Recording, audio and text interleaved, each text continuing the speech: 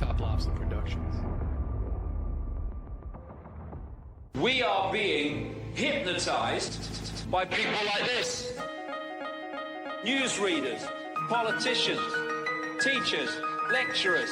We are in a country and in a world that is being run by unbelievably sick people. The chasm between what we're told is going on and what is really going on is absolutely enormous. Oh yeah, dude. There's some Nephilim.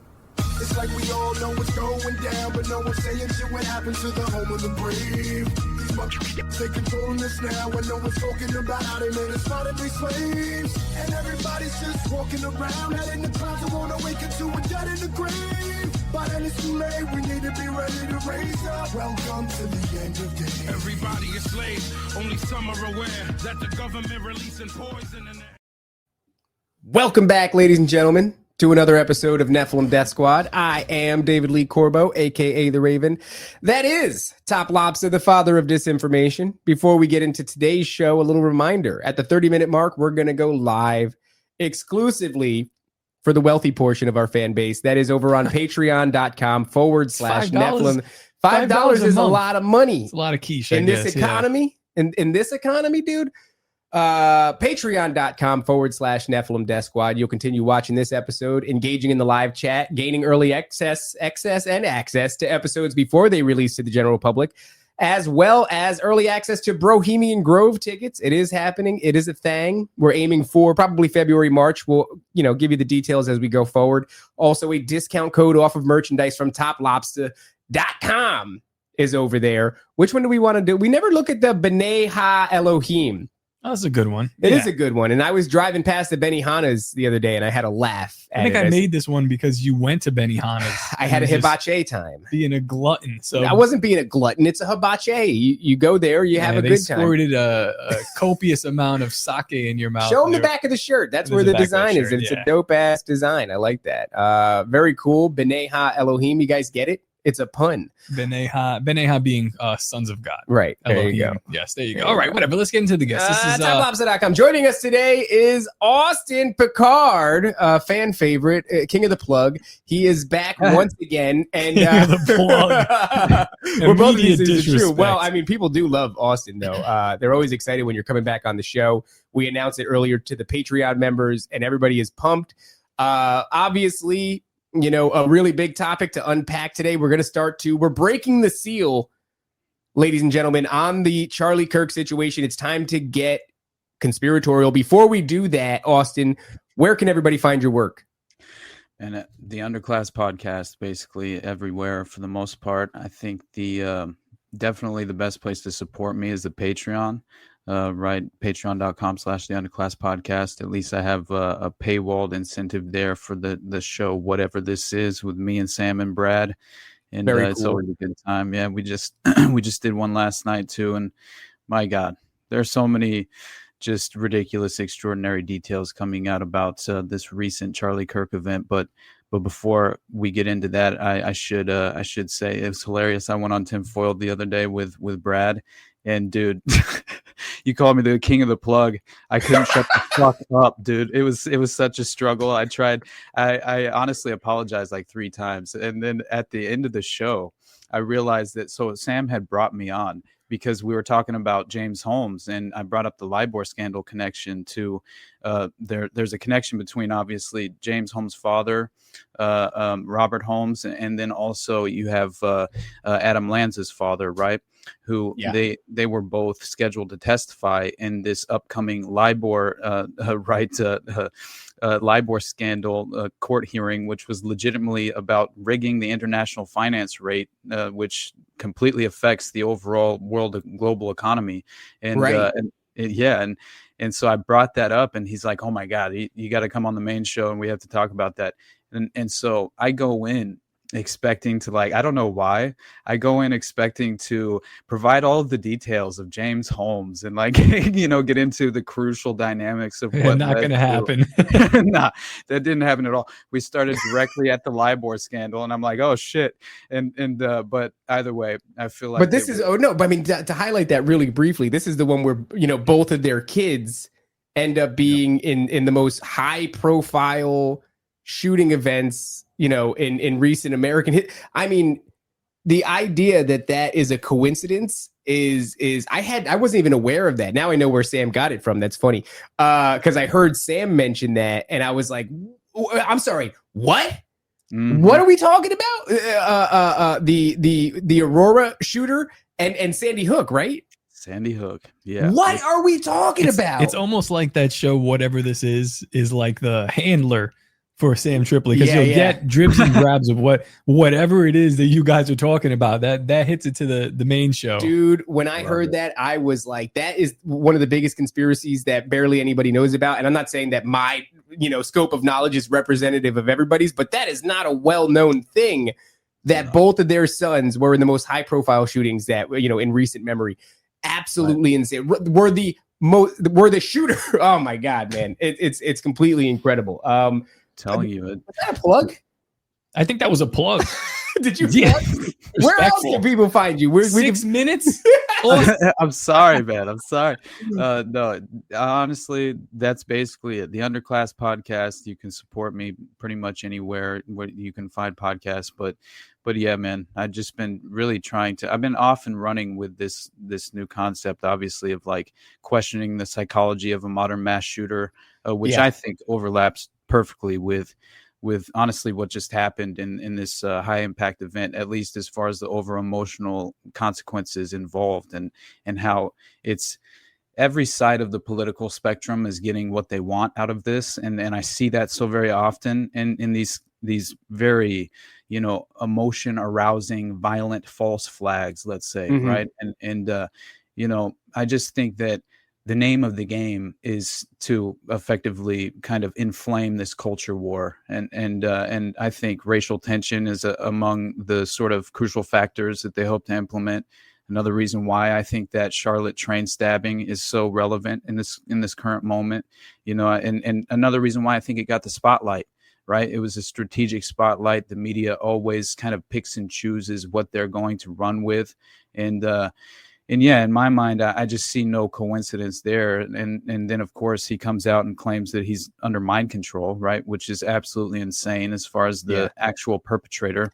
Yeah. So the two things about it, right? Number one, they waited 2 weeks to release that footage. And then what you're talking about, Austin, is this guy saying I've been controlled by a man-made material. It basically, if you can get past because his language is, he was actually talking to his sister. I thought that was his attorney. His sister? I was like, if this is his attorney, this is horrific. What you mean, baby? What you mean? There's war in Ukraine right now? But, he's saying that this man-made material is being controlled by somebody outside.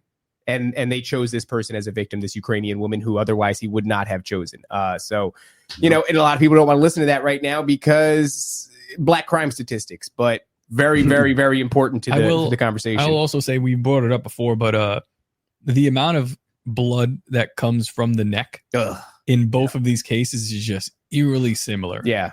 It's like it's probably the same entry point. I know. So let me ask you this, Austin. Is it like, because a lot of it, we're thinking about like a Manchurian candidate, somebody who's been activated to go and do this thing. And maybe that is the case. He's talking about having a man-made material in him. But it seems to me like this is happening at scale. And at any given moment, they are cultivating and looking for the most emotional, heart-wrenching version to achieve whatever outcome it is that they want, which is why they sat on this thing for 2 weeks. And it's like, this is a very real event, but because a lot of people are like, she wasn't even stabbed. That's not, I'm like, I don't know, dude, looks horrifying to me. I could be wrong, very open to being wrong. I'm often wrong, but she looks horrified. It has every type of heartstring pulling hallmark that you would need to achieve, whatever your goal is. Is this what you think is happening?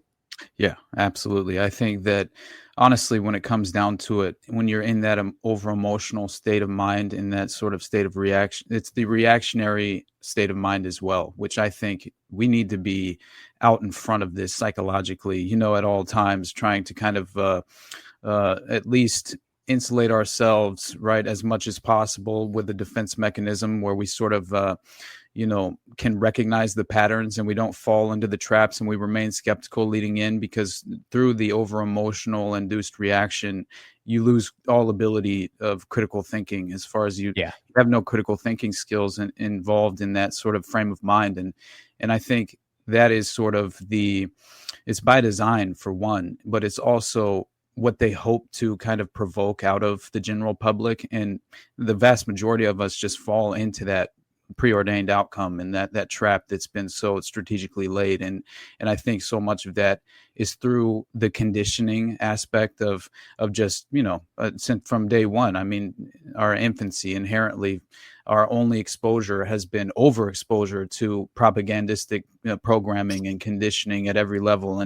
And so I feel like so many of us are in this sort of identity crisis. Whether we are acknowledging it or not is the crucial, I think, factor, and usually leads to one, you being some sort of like potential threat to a certain extent, at the very least, by I would think, just as far as the mindset alone will typically, in my mind, it only kind of just sort of provokes this lower frequency environment, and I think that's where the priority targets become, you want to break free from that sort of overall structured system that is plaguing society at large, and I think that's my goal is at every level to try and remain objective. I hope to have some sort of working conclusion in my own mind's eye, but it's very difficult for me to, say I am certain of anything except for sort of like crucial foundational principles that I can rely on at every turn and won't lead me astray and lead me into those sort of dangerous environments.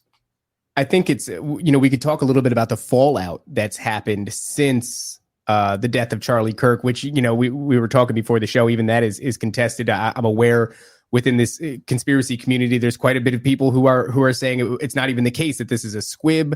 I don't fault people for doing that. You know what I mean? Because they've lied to us so intensely and so fantastically for so long.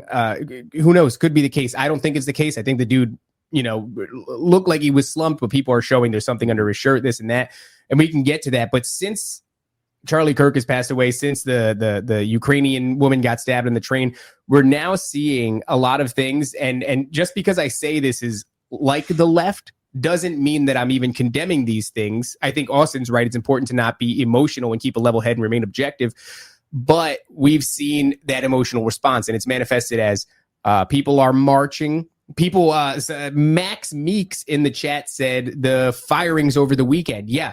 Tons of people have been doxed, have been fired from their jobs. The internet is now flooded with sobbing leftists who have lost their jobs one way or another. There's also quite a bit of trolls out there, so that's worth mentioning.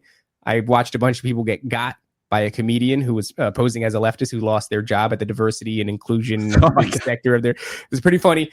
But it has served. There we go. He says, thank you for the $2 super chat. Maxie says, Charlie Kirk was the signal fire. It's lit. So whatever you make of the situation with Charlie Kirk, whether or not he's actually dead, whether or not even Israel killed him, which we're going to get into all of that as well. What it has, it's like Austin just like, geez, man. It burying the lead. Yeah, it has served as, he's like, let me write that down. Israel did it. It has served as a beacon. And now what it's done is it's given kind of carte blanche to reciprocate the behavior that has been levied against the right or conservatives or anybody who's really just not left leaning enough for the left over the past decade. And I wonder, really, to both of you, to you, Top and Austin, what do you guys think about that? You're in my house asking me questions. You know what it is? It's like this guy. I know how your brain works, and I know that you kind of go, well, fuck you. This is a Christian show, and I'm sorry, and I won't do it again. Don't do it. But fuck you. You did it to us. How's it taste? There's a lot of that, right? Yeah. There's a lot. Well, what's the question? The question is it the right move? Is it deserved? How do you feel about the fact that it's happening? That they're getting doxed? By the way, the amount of addresses that I've seen all over the internet. But you've been doxed and I've been doxed, right? I've lost my job for over ideological purpose, so I don't give a shit. There you go. I don't care. I think this is part of the game. It doesn't help the way things are going, but they've decided that that's the ground rules, and I'm not doing it. I'm not going out there and like looking at people's and doxing them and sending it to their employer. But when I do see it, I go, okay, that like, yeah, this is what you've been doing, and now this is what's happening. This is a reap what you sow situation. I don't even know. Like maybe a couple months ago, I would have been like, yeah, I'm happy about this. Now it's not. I'm not necessarily happy about it, but I'm just like, this is the game you're. And now, I mean, I'm not even looking at the doxing, but the game that you're playing now to the left, you're playing not just a doxing game, which you were playing. You're playing a blood game. That's where we are now. So when things escalate, then they escalate. I didn't ask for this game, but that's the game that you're playing. So that it is what it is. Well, let me ask you that then, Austin. What do you think about that? The doxing, the losing of the jobs, the marching. There was a White Lives Matter protest here in Miami. Obviously, it rhymes. It's not exactly the same. They're not burning down buildings. And I think that's kind of the point they want to highlight is, look, we can march and we can't do. But still, a lot of things are happening and they rhyme exactly with what we've been subjected to, but from the other side for so long. Right. I feel like this is definitely the modern, it is the modern strategy of tension at play. It's very alive and well, in my opinion. Operation Gladio just went underground. This is how you destabilize the domestic population, obviously. So I think the culture war escalation is by design. It's the desired outcome. And so when you see that the perpetrator, first of all, obviously, all of the strange, misidentified perpetrators providing misdirection on the ground, which in my mind, right off the bat, screams operation, right? As far as how you would draw attention away while you have operational sort of assets strategically put into place, or as well as this sort of escape route, which is necessary. So you want to peel eyes away and draw them to certain other geographical areas while your operational assets are then, sort of whisked away out of town. And we clearly saw, right, with the private jet going off radar and leaving directly after the event, and being so close by, as well as far as I think it was I-15, which again, it provides a perfect escape route. And this is how you would want to stage an operation as well. And then you have every single box being checked from day one as far as the perpetrator's alleged motives, not one of which have been confirmed, which is insane that this kid is still not even apparently cooperating with authorities whatsoever, and has yet to confess. Although I did see reports of him allegedly confessing early on, which is hilarious. It's like we keep getting this very muddy disinformation, misdirection, in my opinion. And I think it's for wherever you hope to reside on that political spectrum, you'll get what you want. It's exactly how I feel about this, and that's why I saw. What was it? You had mentioned, I saw this fucking video that Sam showed last night on whatever this is of, I didn't actually see the 6 members of the security detail. I didn't watch from this specific angle where they're carrying him to the SUV, right? Which is very strange. Obviously, you would think you would want an EMTs involved and you would be trying to at least do, some sort of medical response. But either way, they're carrying him. I was wondering, is he wrapped in what do they have on the wound? Because that was gushing blood, right? Yeah, there was no stopping that amount of blood. Blood trail following the body being carried by the 6 members of the security detail.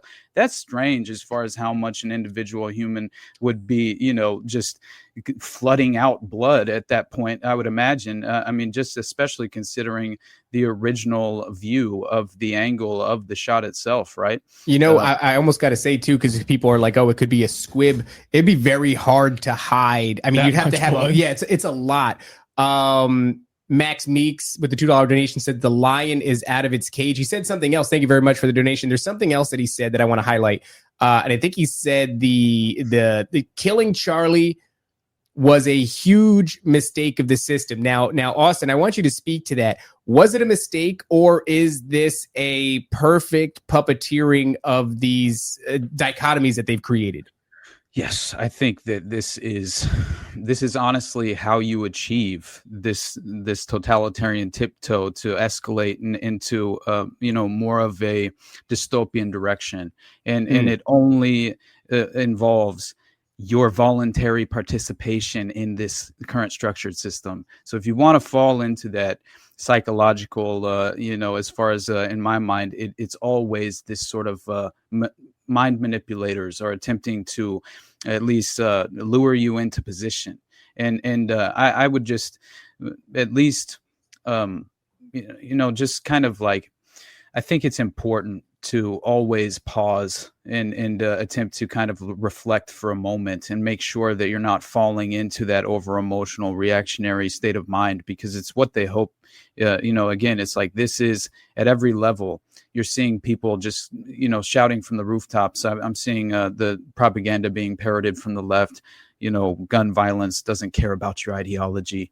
And then you have obviously members on the right who are just were completely lying in wait for this trans narrative to form surrounding the perpetrator, which again, this kid, he screams path of the Patsy in my mind. I mean, at every level. And I think it's interesting because I've done when William came on, I saw you guys had him on as well to talk about the Manchurian Candidate, right? And I had him on recently, and to talk about the same thing on Friday. And weird timing, right? Because we didn't know that we were doing a thing just before it was going to happen again. I had told you, Austin, you would have came on before. I'm kind of glad that we scheduled for after, but I'm like, we've got. It would just be too close, the same subject, too close. Well, no, right? William actually approached me to talk about the Manchurian Candidate first. I was like, let him go, and then you come in, and then we'll piggyback well, that's what off that. We said to each other, we were like, but don't worry, because Charlie Kirk's going to die. Yeah, I said, just wait a second, because I have something big planned. No, I'll play just like this. Christ. Oh my God. Look, that was a joke. Cash Patel. Speaking of jokes, though, speaking of this heightened emotional state, I did see so Jose Galison, right? Already you gotta fucking talk about this guy again. Yeah, because this is a great example. He's laughing. He posted something, right, where he's basically like, I'm paraphrasing, but he's like, I'm not going to lionize this shill for Israel, more or less. It's kind of like what, and dude, every single comment, they were like, I'm gonna kill you. Yeah, there was somebody being like, I am coming to you. Like, I'm coming to, like, somebody was like, I am coming to find you. So you want to talk about we watched, the death of Charlie Kirk live on the show, and it was heavy. It was weird. It took the air out of the show. We were kind of on a comedic bent. Then all of a sudden somebody in the chat said, this just happened. We went to the computer, and it was like the air was just taken out of the room, and it was just heavy, man. It was really heavy watching that. It was hard to bounce back from it. I'm an advocate of, obviously you remain objective and you analyze, especially if that's your thing. But the climate at the time was like, even us who, we're kind of assholes, I wasn't ready to slap that button. Wouldn't have made that joke that we just made, certainly not the day of. It was like everybody was very emotional. It was very heightened. Yeah. And I specifically, I always choose to, well, one, I feel like so much of the environment on social media, specifically on Twitter as well, but not only, obviously, it just feels a lot of the it's strange that people feel the need to always be heard at every single level, every single time there's an event that takes place. It's like, that's not necessarily what, I think it's a lot of it's ego driven to a certain level, but also I get it. It's a relevant event. It's a major scandal, and clearly you want to address it.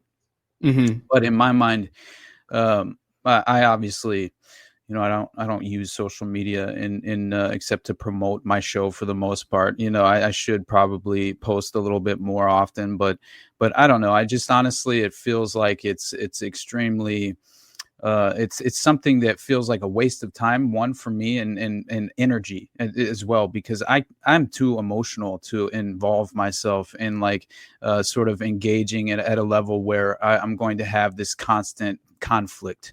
Right. That's something that I don't want in my sort of, I don't like to introduce that avenue into my life, because I hope to only kind of spotlight and pay attention to the positive things as much as I possibly can, because I feel like so much of this is an attempt to demoralize us at every turn. And so once you understand that ideological subversion is very much at play, and the key number one factor is demoralization as far as the first stage, then I feel like at the very least you should attempt to remove yourself from that equation as often as you possibly can. And that's my only concern with I'm not at all like,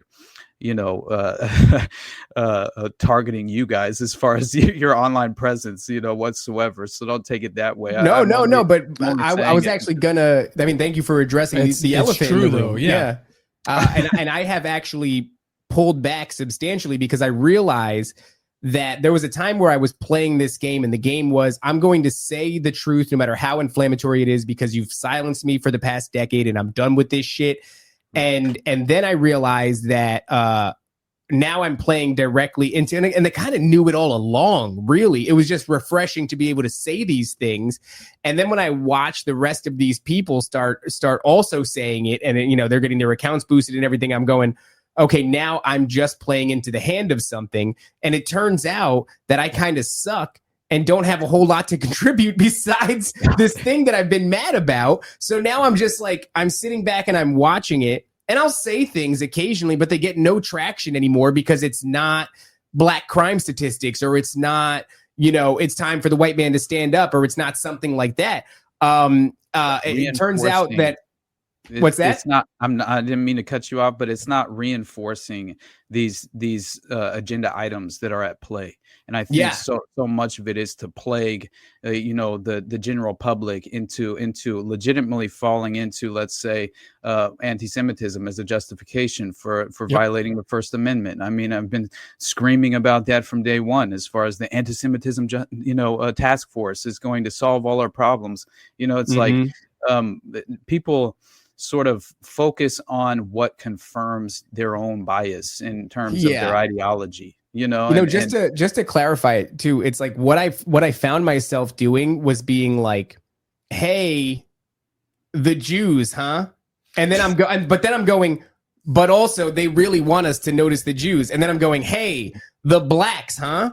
Look at these statistics. And then on the other hand, I'm shouting, they really want us to notice the blacks in the statistics. So I thought I could play this game of like, the problem is if the only people shouting about black crime statistics are people that want to accelerate some sort of an agenda, well, then those are the only people that are going to be listened to. But if you can get up there with them and make it two types of people that are yelling about the black agenda, ones that have, the black crime statistics, ones that have an agenda, and ones that are like, now that you're paying attention, look at this agenda.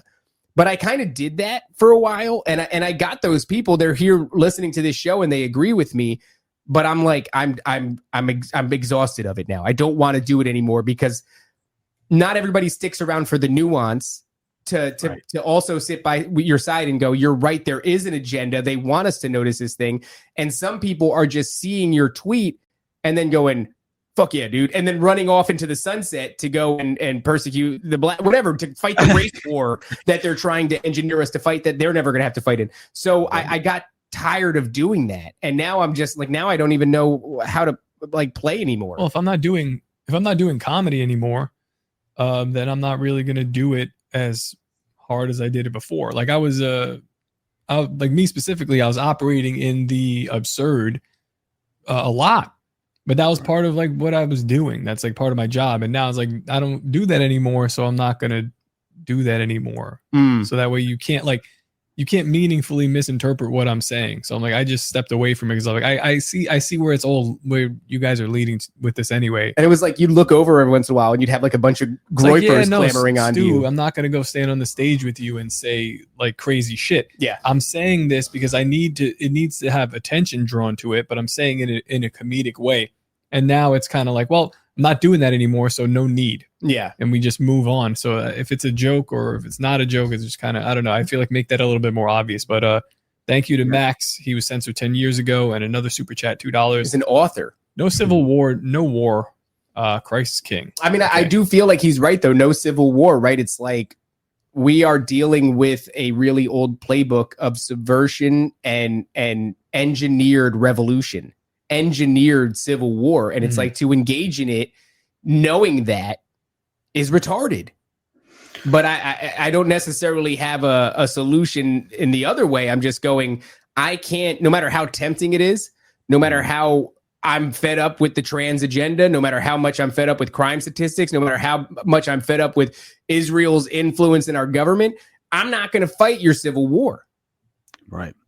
I mean, I found it so interesting. And that also kind of reminds me that I do value, like, let's say culture jamming, for an example. You know, I always thought it was valuable because at least it forcefully removes the veil for some people. And I appreciate that because it does move the needle in a positive direction. But then I wonder, you know, how much of a consequential outcome of like the polar opposite is kind of reinforcing these bad ideas in a certain way because it's misinterpreted. But not that robs it of its value. I just think that this is the name of the game, man. Where we're dealing with kind of like mental midgets at a certain level, you know what I mean? Like they're at this very low frequency of their interpretation and ability to critically think through these ideas, and most of it, I think, is due to this lack of self-discipline and sort of like, you know, committing yourself to just one, growing as a person, as an individual. I think that in itself, it's like you better be actively pursuing that on a daily basis in your conscious mind, in the forefront. You know, remind yourself what's most important, because I think knowing who I am personally, it's a slippery slope, my friend. You know, like one bad decision leads to the next, and then I become a monster. And I mean, that happens to people. And I feel like once I had substance abuse issues in my past when I was a younger person, and you know, it forced me. It forced me to reflect on the decisions I had made and the person I had become. And I kind of, there's a moment I'll never forget, man. Like my straight up, I was addicted to opiates for a while, right? And essentially, man, just looking for a fix at every level, you know, facing, you know, just sort of consequences that, you know, I deserved. But at the same time, it was just like, man, to see the collateral damage, right, that you cause. And my, man, I mean, I've done things that make just, it makes it difficult to really love yourself at any level. You know what I mean? Because you kind of have that, you have to come to terms with your character defects and the mistakes you've made in your past. But to what level you can kind of like set that aside and remove your baggage at the door, it's always a difficult task, you know? And I think that there's a moment I'll never forget. And, you know, my mom, she looked at me once, and I was just desperate for a fix in the moment and acting a fool, you know, and she just looked at me, man, and she's tears in her eyes, you know, who are you? I don't even recognize you anymore. And it's just like, thank God that I had the ability to climb out of that, you know, darkness, because it was like I saw so many people never get out, you know, and like just going through recovery and seeing like just the ultimate toll, and how some people just might not have the ability to climb back out from that pit of hell that they put themselves in. And I think that people need to remind themselves, this is why you surround yourself with people who drive you to be a better person and to improve at every level. And you know, I think that it's really, you know, once you understand that that's what matters most of all, right, is that you're consistently hoping to at least, you know, I think that one, it's sort of just as far as like, I'm very blessed to have married a woman that definitely brings the best out in me in many ways, right? And she sort of like drives me to be a better person.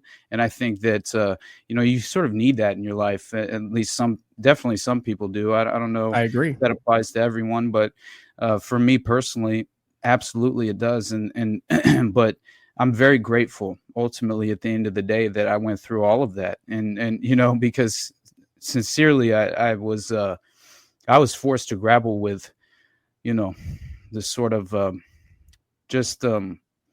it comes to actually having these kind of psychological demons, it really does become that. And I think that, it was when I was researching Project Monarch and basically the roots of trauma-based mind control,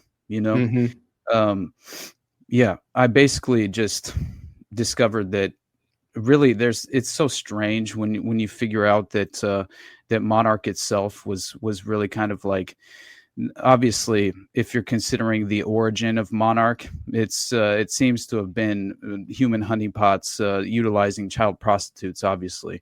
But as far as like, I just think that understanding that there's this sort of interesting, as far as, in my opinion, I think that people don't understand how loose of a grip they have on free will in general,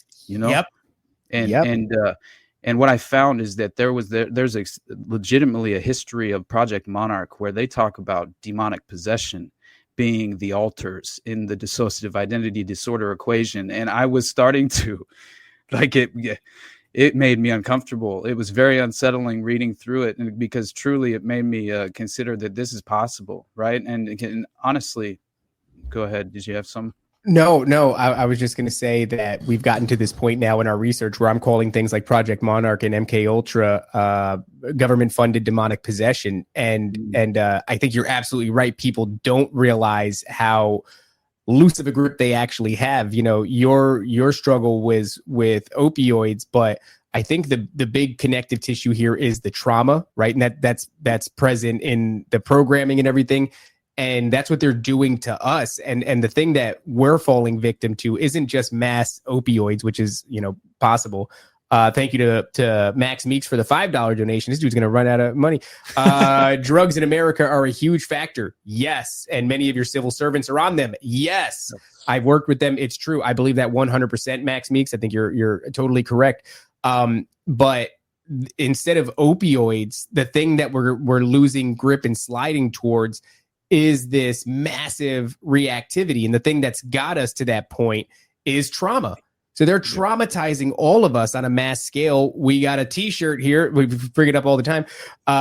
Free range MKULTRA chickens. I think that the MKULTRA project, Project Monarch, and all of its subsidiaries, they were so fruitful that they scaled them up and then released them to the masses. And now we're all being subjugated to that level of trauma all the time. We're all being subjugated to that level of psychedelic, or, whatever your drug of choice is. So you've got the drugs, you've got the trauma. Who knows? I'm sure there's frequency that's involved in 5G towers. We don't know what it is. But my point is that great opioid that we're all slipping towards right now is whatever reaction they've primed us for, and God believe it that they've primed us for it. We're all sliding towards the ground beneath our feet is gravel, and we're all headed towards something really, really wild. And I do think, in this situation, the opioids is a great metaphor for this addiction, this thing that we want to use to alleviate this stress, and that is finally having enough.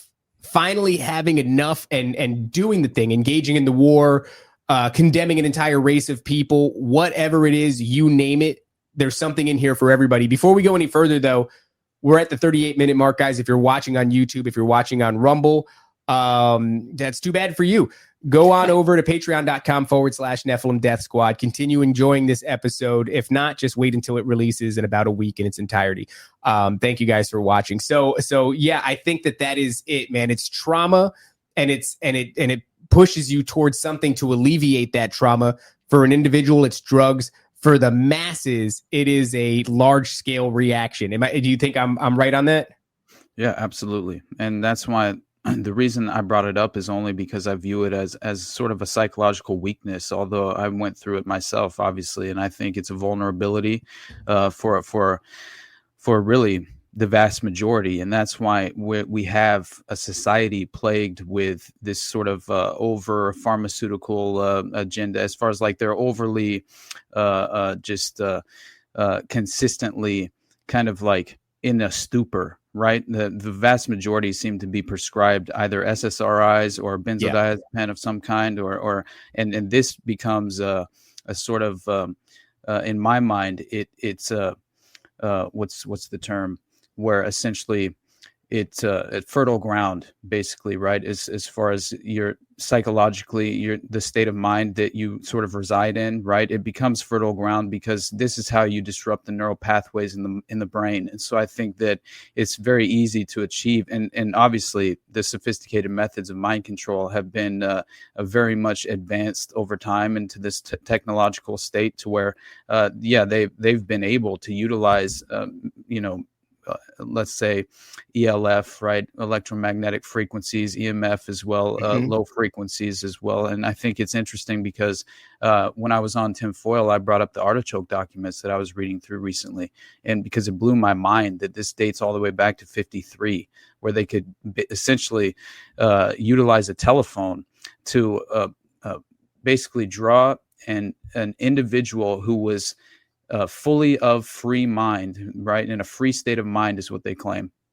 And they could trigger them into a fully hypnotic state of mind, right? A hypno-programmed state by utilizing a telephone, essentially, is what they claimed. And this is on the Artichoke documents, January 7th, 1953. It says, in all these cases, these subjects have clearly demonstrated that they can pass from a fully awake state to a deep H-controlled state. All right. And via the telephone, via some very subtle signal that cannot be detected by other persons in the room, and without the other individual being able to note the change.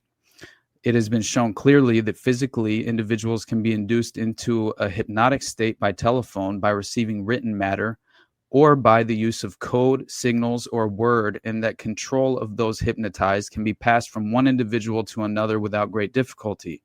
It has also been shown by experimentation with apparently young girls that they can act as unwilling couriers for information purposes, and that they can be conditioned to a point where they can believe a change in identity on their part, even on the polygraph. So that was another reason why they wanted split personality spies, to essentially pass information without the individual victim even knowing it. And they would be triggered by a phrase or some sort of a code word mechanism that would essentially trigger them into the first layer of the hypnotic state. Now, this is something I didn't realize. There's layers involved in the hypno-programmed aspect of how they sort of fracture your mind.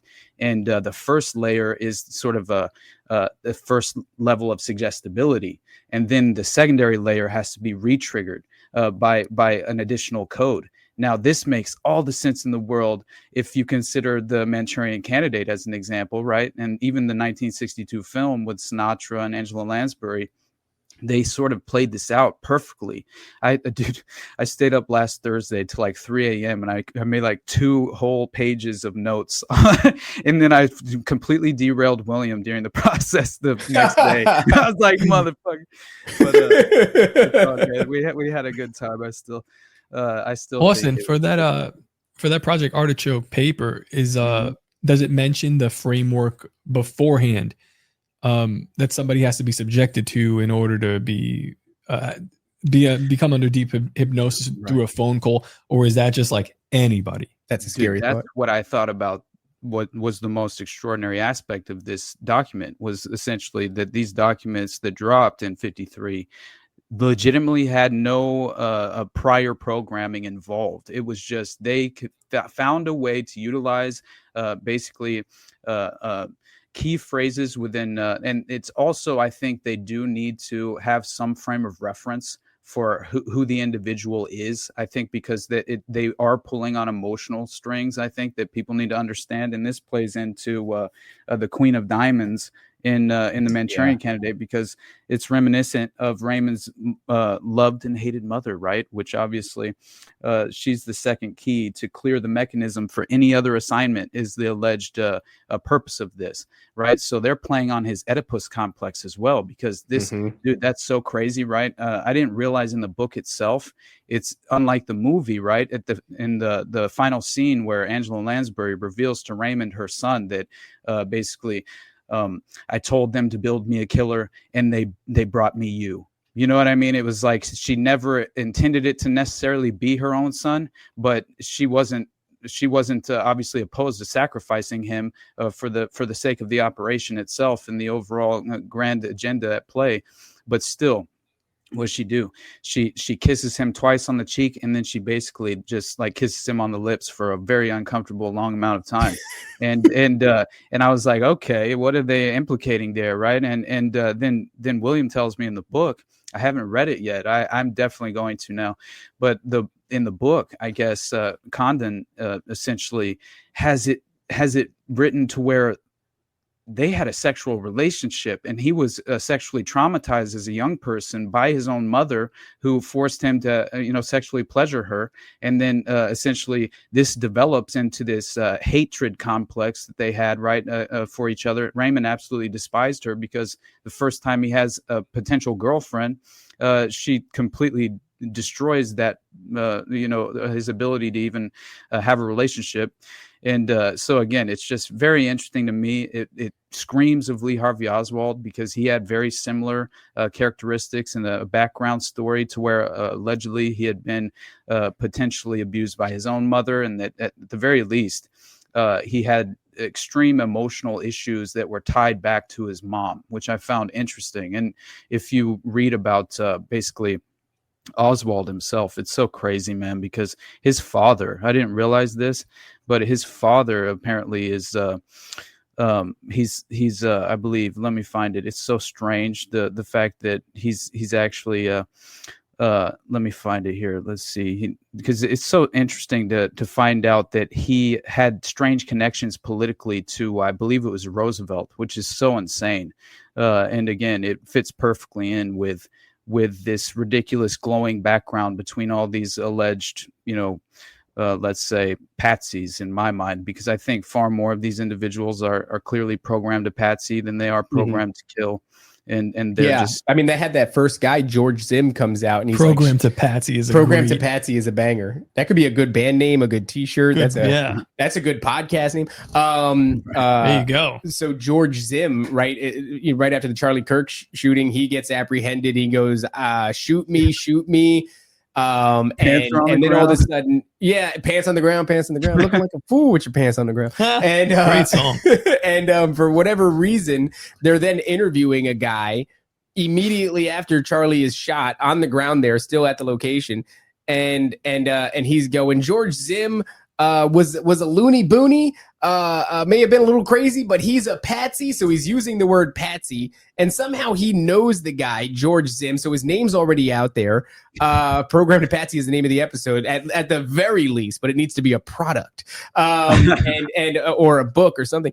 And he knows George Zim's name, and he's already, saying that he didn't commit the crime, and he's also calling him a Patsy. The whole thing immediately screams, and we saw that live when we were doing the show. That's how quick it came out. We're like, what the hell is that? And we're like, this is it. Because I was saying, pay attention in the next coming days. We're going to get all kinds of like weird Manchurian Candidate shit that's going to... But the show didn't even end. And we got that piece of footage from somebody that allegedly knew him. There's that guy. There's also the guy that's celebrating in one of the frames. It's insane. And he goes, no, I was just saying USA because whatever. Have you seen the movie Weapons? Distraction. Yeah. That's literally said it. Have you seen the movie Weapons? No, but I've heard about it, and I've seen a couple of clips of it. Yeah. It looks so. Your identical twin brother Donut, shout out Donut. He did a dive on it. We got to have him on. We're gonna have him on to talk about the movie. That's why I made the shirt for. That's right, the MKULTRA shirts. MKULTRA, John C. Lilly Dolphin. I want to do like a breakdown on the film. Honestly, I'm wondering if we should do an elongated version. He can do it to his Patreon members. We'll do it to our Patreon members. We'll do it together. We'll just psyop them together. Psyop them together. But really early on in the film, we're going to do a little bit of spoilers here. It's like the whole thing is predicated on a bunch of children from elementary school go missing in one class, 17 of them.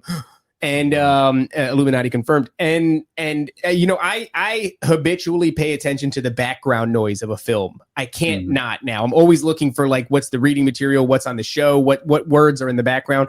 Immediately you get 1948, like in the opening scene, it says 1948 India. I'm immediately thinking 1948 Operation Paperclip. I think most of this MKUltra crap. Actually, before you even head up with that, 1953, that's right. I know you probably heard our spiel on Andrija Puharich, but like when you're talking about elf waves, which he developed, you're talking about like dental tooth implants. I mean, the guy was obsessed with this stuff. So 1953, Operation perfectly. Artichoke is like, I mean, it has this guy's name written. These guys were sprinting with this research around this time, and it was getting spread around to everybody who needed to know, and they were developing all these programs at the exact same time. Continue the classroom. So 1948, right? We're talking about Operation Paperclip. I think all of this comes from the research that the Nazis were doing as far as like traumatizing an individual so that they disassociate, and then you're creating space for a second programmable personality, among other things that you can achieve when you do this.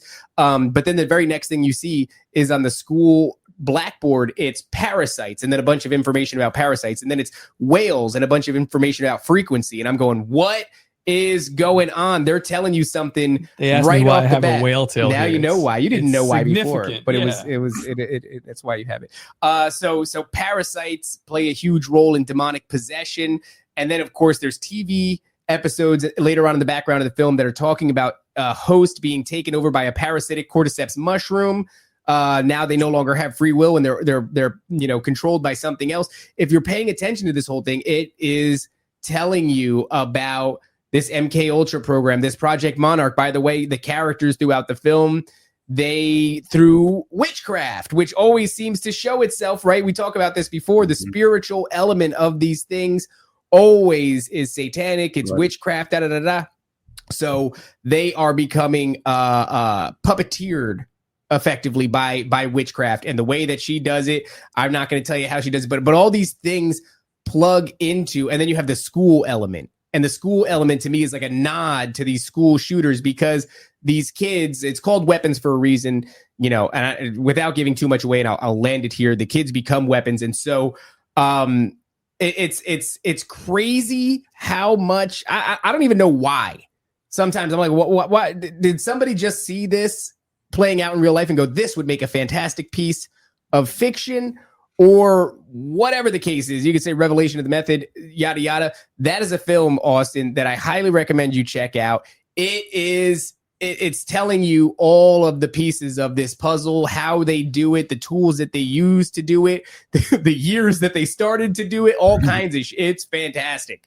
Dude, I'm definitely gonna watch it now. I know, as far as it's so strange, the Kabbalistic nature of Monarch mind control and how it's specifically referenced and described as having this significant Kabbalistic theme involved, which blew me away. That this was described by John DeCamp, who's the former Nebraska state senator, legal counsel for Paul Benassi and many of the Franklin victims, right, of the Franklin scandal, and he legitimately said that himself when he was describing Michael Aquino's role in essentially running the Monarch boys, and which really it's strange. And again, it's like you mentioned the mass shooters, and how the last time I came on, basically I'm questioning the concept of a serial killer and the urban myth of a snuff film, right? And then also we're essentially at this point we're effectively intended to believe that around the same time that serial killers just happen to fall off the face of the earth statistically, we now get mass shooters to fill the void, right? And they begin to surface, and we're, of course, I wonder why we're intended to believe this is some grand coincidence, but it sort of makes sense in my mind. And then I had recently watched Bill Cooper respond to Columbine right? And essentially how, oh my God, there's an occult connection as far as to Columbine that I didn't realize as well from some of the student victims that were surviving victims and then had very strange consequential outcomes in the just couple of years after the event took place, and were effectively silenced in my mind, which was by design, I feel like. And wait, what was it? You're saying they had strange consequential outcome? What do you mean? What did they experience in the coming years? So this is crazy. At least my favorite example of this, it comes in the form of this this victim witness who her name is, let me find it. It's so interesting. Her name is, or no, yeah, this is it's from the mother is giving the actual statement, but the name of the student is Mark Taylor. It's a male survivor, and so he claims that what he saw while he attended Columbine High School was the open use of drugs, classes that consisted of teachers coaching students on how to have better sex and discuss. Whoa. Yeah. And that they were having the discussion of witchcraft, which was suggesting a possible link to occult trauma programming, they claimed, which was a reflection on McMartin, obviously, in many ways, the McMartin preschool, because so much of what they claimed to experience, right, when the blood rituals, when they would go underground into the tunnel system, which led to the neighboring properties, which is allegedly where they would come up into a garage in one of the neighboring homes, and then they would essentially traffic the children from there to the locations where they would be abused outside of the school. And all of this would be obviously done. This is why there was like this floor entrance in the school itself and like a closet area. And then there was also an external entrance that I believe Paul Bynum was the name of the Manhattan police officer, Manhattan Beach police officer, who went and found all these dead sacrificed carcasses of bunnies and turtles and shit and said that they were committing animal sacrifice. Yeah. And then he winds up dead when he's supposed to actually go to court the day he's supposed to go to testify. He's dead, right? He winds up worst case suicide you've ever seen. He's a happy father, just had a child, and his career was entirely derailed. And of course, you had perpetrators who were then it was later discovered, right? They had personal information of the individual investigators involved in the case itself on their home desk when they were allegedly apprehended by the police, because they were all tipped off. They had full prior knowledge, same as the finders. When they raided the finders' properties in D.C., what did they find? They found these basically a set of instructions and a communication log from when these private peer-to-peer computer nodes in the 80s, which is like unprecedented that they were so sophisticated at this time, were in discussion with the individual private computer node in Tallahassee, where the perpetrators were apprehended at the park with the children that were acting like animals, and so whenever what were they doing? They were being tipped off and told to cover their tracks, and they had provided instructions on how to keep the children moving through different jurisdictions so they would be out of sight from the authorities who were currently investigating, and instructions on how to infiltrate child care organizations and babysitting services and have members of the finders promote themselves to fulfill those roles, to have easy access to children. This is the name of the game. Z-Man in the chat says it's weird when they bulldoze a school after a shooting. Dude, yeah. And you know what else? I found out that those tunnel systems were dug before the school was ever built, and that the individual property owner who essentially was behind this. Yeah, dude, this was a op. This was an operation. The school on top of the tunnels. Yeah, brother. So from its inception, they had the escape route. Not just the escape route, but the intention to do this. Yes, and that's why the individuals who ran McMartin were perpetrators. It was the same. That woman, I forget her name now, but her son was the main key perpetrator in McMartin, and it was another situation where you had a perfect example of this sort of pedophile dynastic, right? Like as far as generational effect on this recycled abuse, right? And it leads to, I think these pedophiles breed more sociopathic pedophiles. It's like, I don't know what else to say, but that's what it seems like happens. And then also just imagine if you would want to somehow, have some sort of active just avenue of undocumented children. Right. And I think that so often that's happening as well. And some of these, again, it comes up so often where the children that are utilized in these experiments or at least used in, let's say, human honeypot, child prostitution, entrapment operations. I mean, it's basically, if you look at it, it's very strange because I know when I was talking about Monarch, this will blow your mind because it brings in the Kabbalistic nature. Oh, and I forgot the connection to Lee Harvey Oswald's father that I mentioned earlier. So his name, allegedly, because I think he's potentially actually the spawn of a Nazi breeding experiment with Carrie Thornley, but maybe I'm not wrong at all. about Doesn't even. I don't even flinch at that. I go, flinch. yep, Yeah, yes. I'm dead out. serious. And Carrie Thornley thought that they were both sort of experimented on through these behavioral modification techniques and then kind of thrust into active domestic operations, which is why Carrie Thornley not only went on to create and found Discordianism, the occult ideology, right, and belief system and religion sort of cult itself, but he also was named by Jim Garrison as being one of the Lee Harvey Oswald impersonators, right? That were essentially, and he also claimed that he was running covert ops with Lee Harvey Oswald, and that's why they were stationed together at I think it was at Sugi in Japan, which was a known location for where they were conducting these experiments, but also where they were staging the fake defector program to send active assets into Russia on an intelligence dangle for the U-2 spy plane. And yeah, it's very strange, but it's interesting to actually follow his footsteps. Honestly, he came back on like a CIA plane. It's hilarious that people act like he wasn't fully compromised from the beginning and just placed into position while already have he had lived a lifetime of sort of trauma in terms of sexual trauma, right? Because again, it's like, but the point being the father. So his name's Robert Edward Lee Oswald Sr. He served as sergeant in the U.S. Army during World War I, said to be the third cousin of President Theodore Roosevelt, as well as a distant cousin of Confederate General Robert E. Lee, which I just don't think most people realize that about Lee Harvey Oswald's alleged birth father.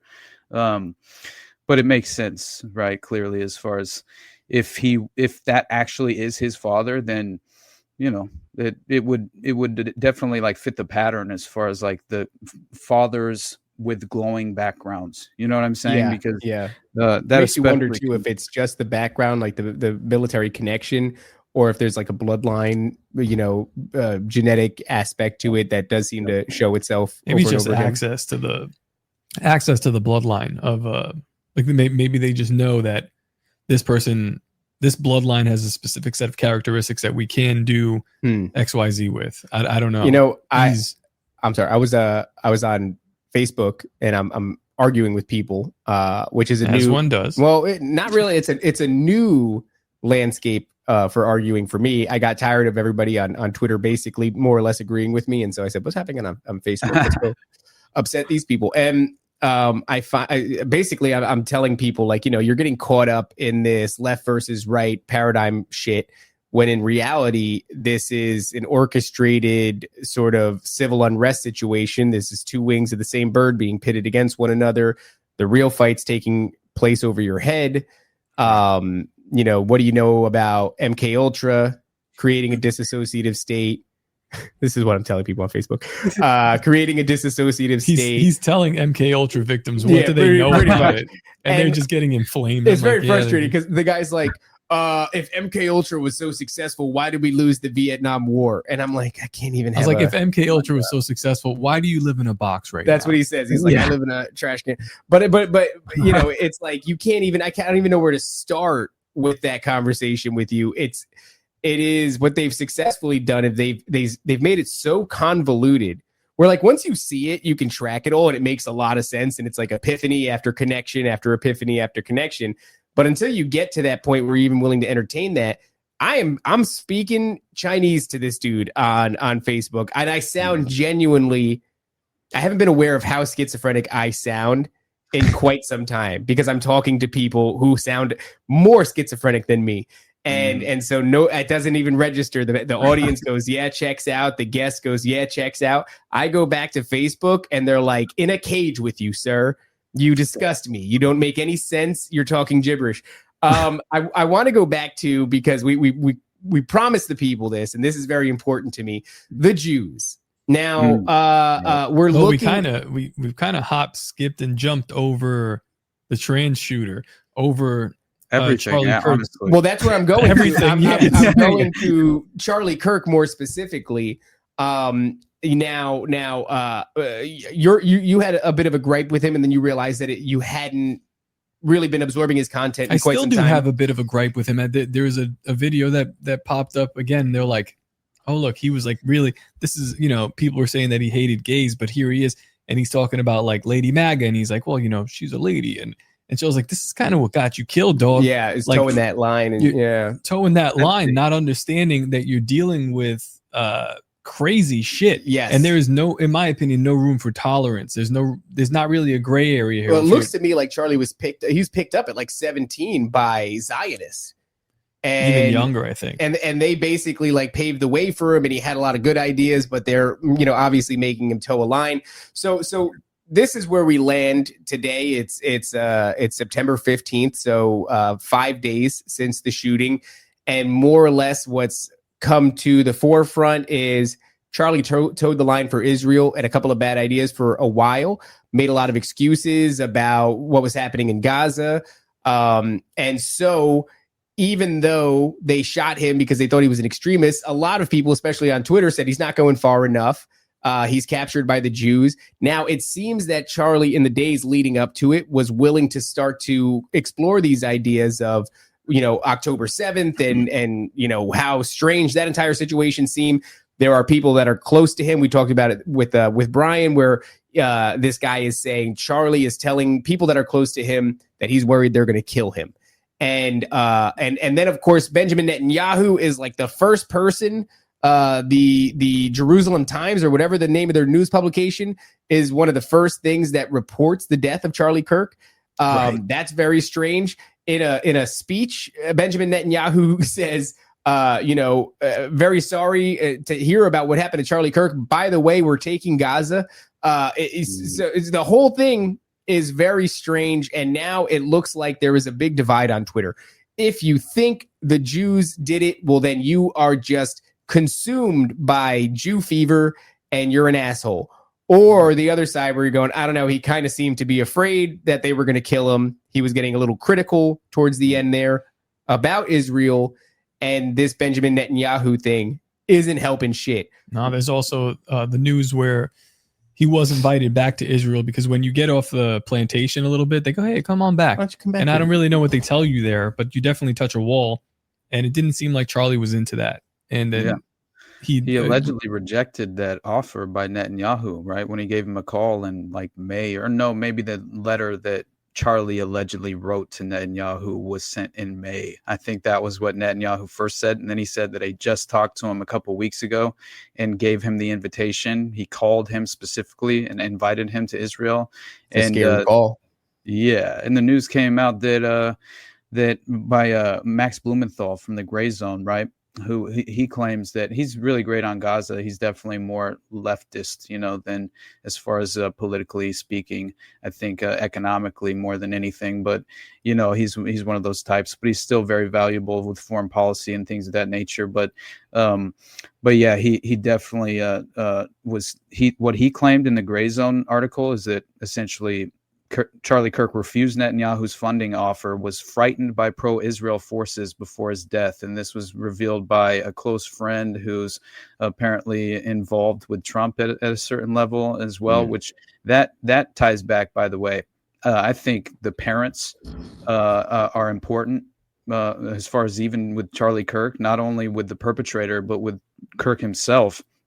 I think one, there's not a lot out there in regard to them. And what I did find is somewhat suspicious in my mind. And also that the father fully funded the Turning Point organization from the beginning, which I found very interesting. He put up significant funds for Charlie to even begin in this sort of racket. And then, yeah, you guys mentioned that obviously the Israeli connections. You have Ben Shapiro taking over Turning Point, obviously. Dude, that's really insane. Crazy to me. He now takes over Turning Point. Like that is that, and it makes you look at that situation where, you know, there was this whatever was going on with Timcast and the Daily Wire, and then all of a sudden Tim has a closed door meeting with Benjamin Netanyahu. Dude, man, the day I know I've told you about like when I went on Timcast with Clint a long time ago, and I was like, Tim is an asshole, but I'm starting to like really rethink my stance on that, because the day that we went, there was that like big strife between the Daily Wire and Louder with Crowder, and apparently there's a lot more to these agencies than I thought previously. I thought they look like media companies that spread right-wing bullshit, right? And I just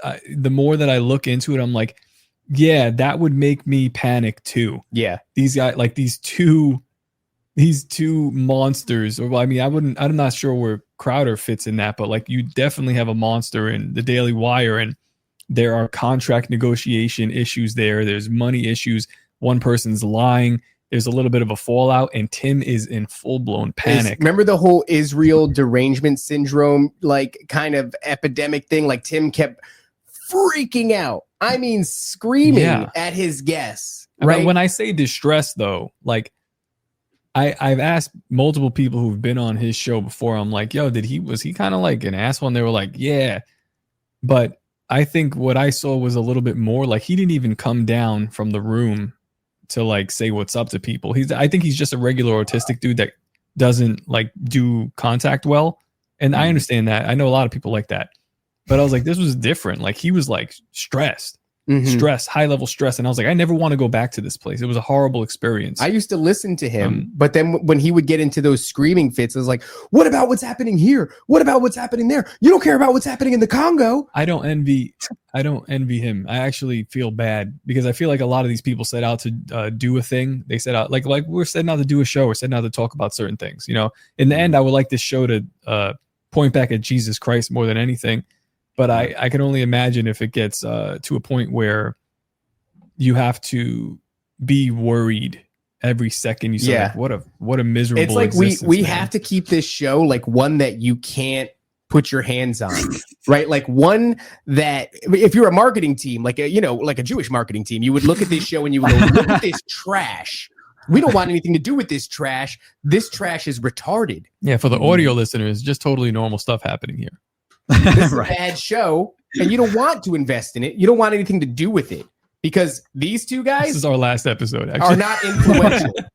We're not promising influencers. But there is something definitely weird about it. And on second thought, it's kind of like, I don't know, like perhaps I've judged you too harshly, or perhaps I didn't know. I don't know what's going on. I don't know what you guys are doing. It's the same thing, dog. When it's not good, it's not what everyone sees it as. On the up and up. Yeah. When we bust the balls of Jordan Peterson, and then you look at I got a lot of sympathy for Jordan these days, when man. The mess that he was when he came back, the mess of a human being he was when he came back. What happened? I think these people, this is the Cass Sunstein cognitive infiltration. It's not a light touch, right? They're not just getting a guy and putting him as the silly, lovable host of a podcast.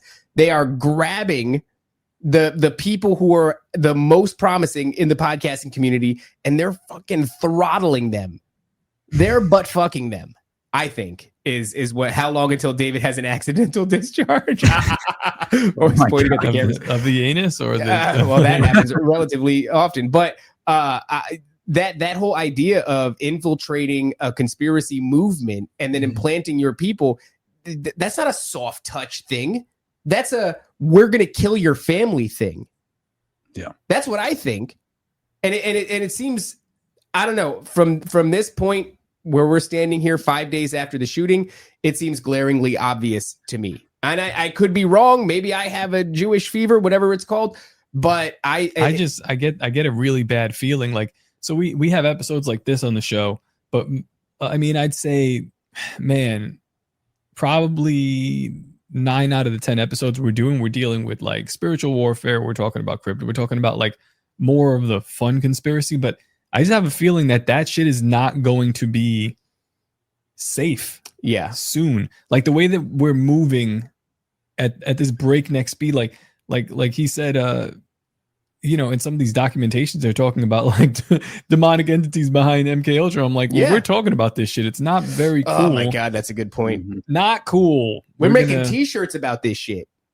Yeah. Binaural beatdown, baby. MKUltra Dolphins. This is we're wearing it. We're literally going outside with it on our chest. Yeah. That's and you too, Austin. I mean, you are in the nitty gritty of it. At least we're over here being silly goose, and I got these silly characters stomping this guy out of my shirt. You're like saying names and dates and all the shit and the history of it.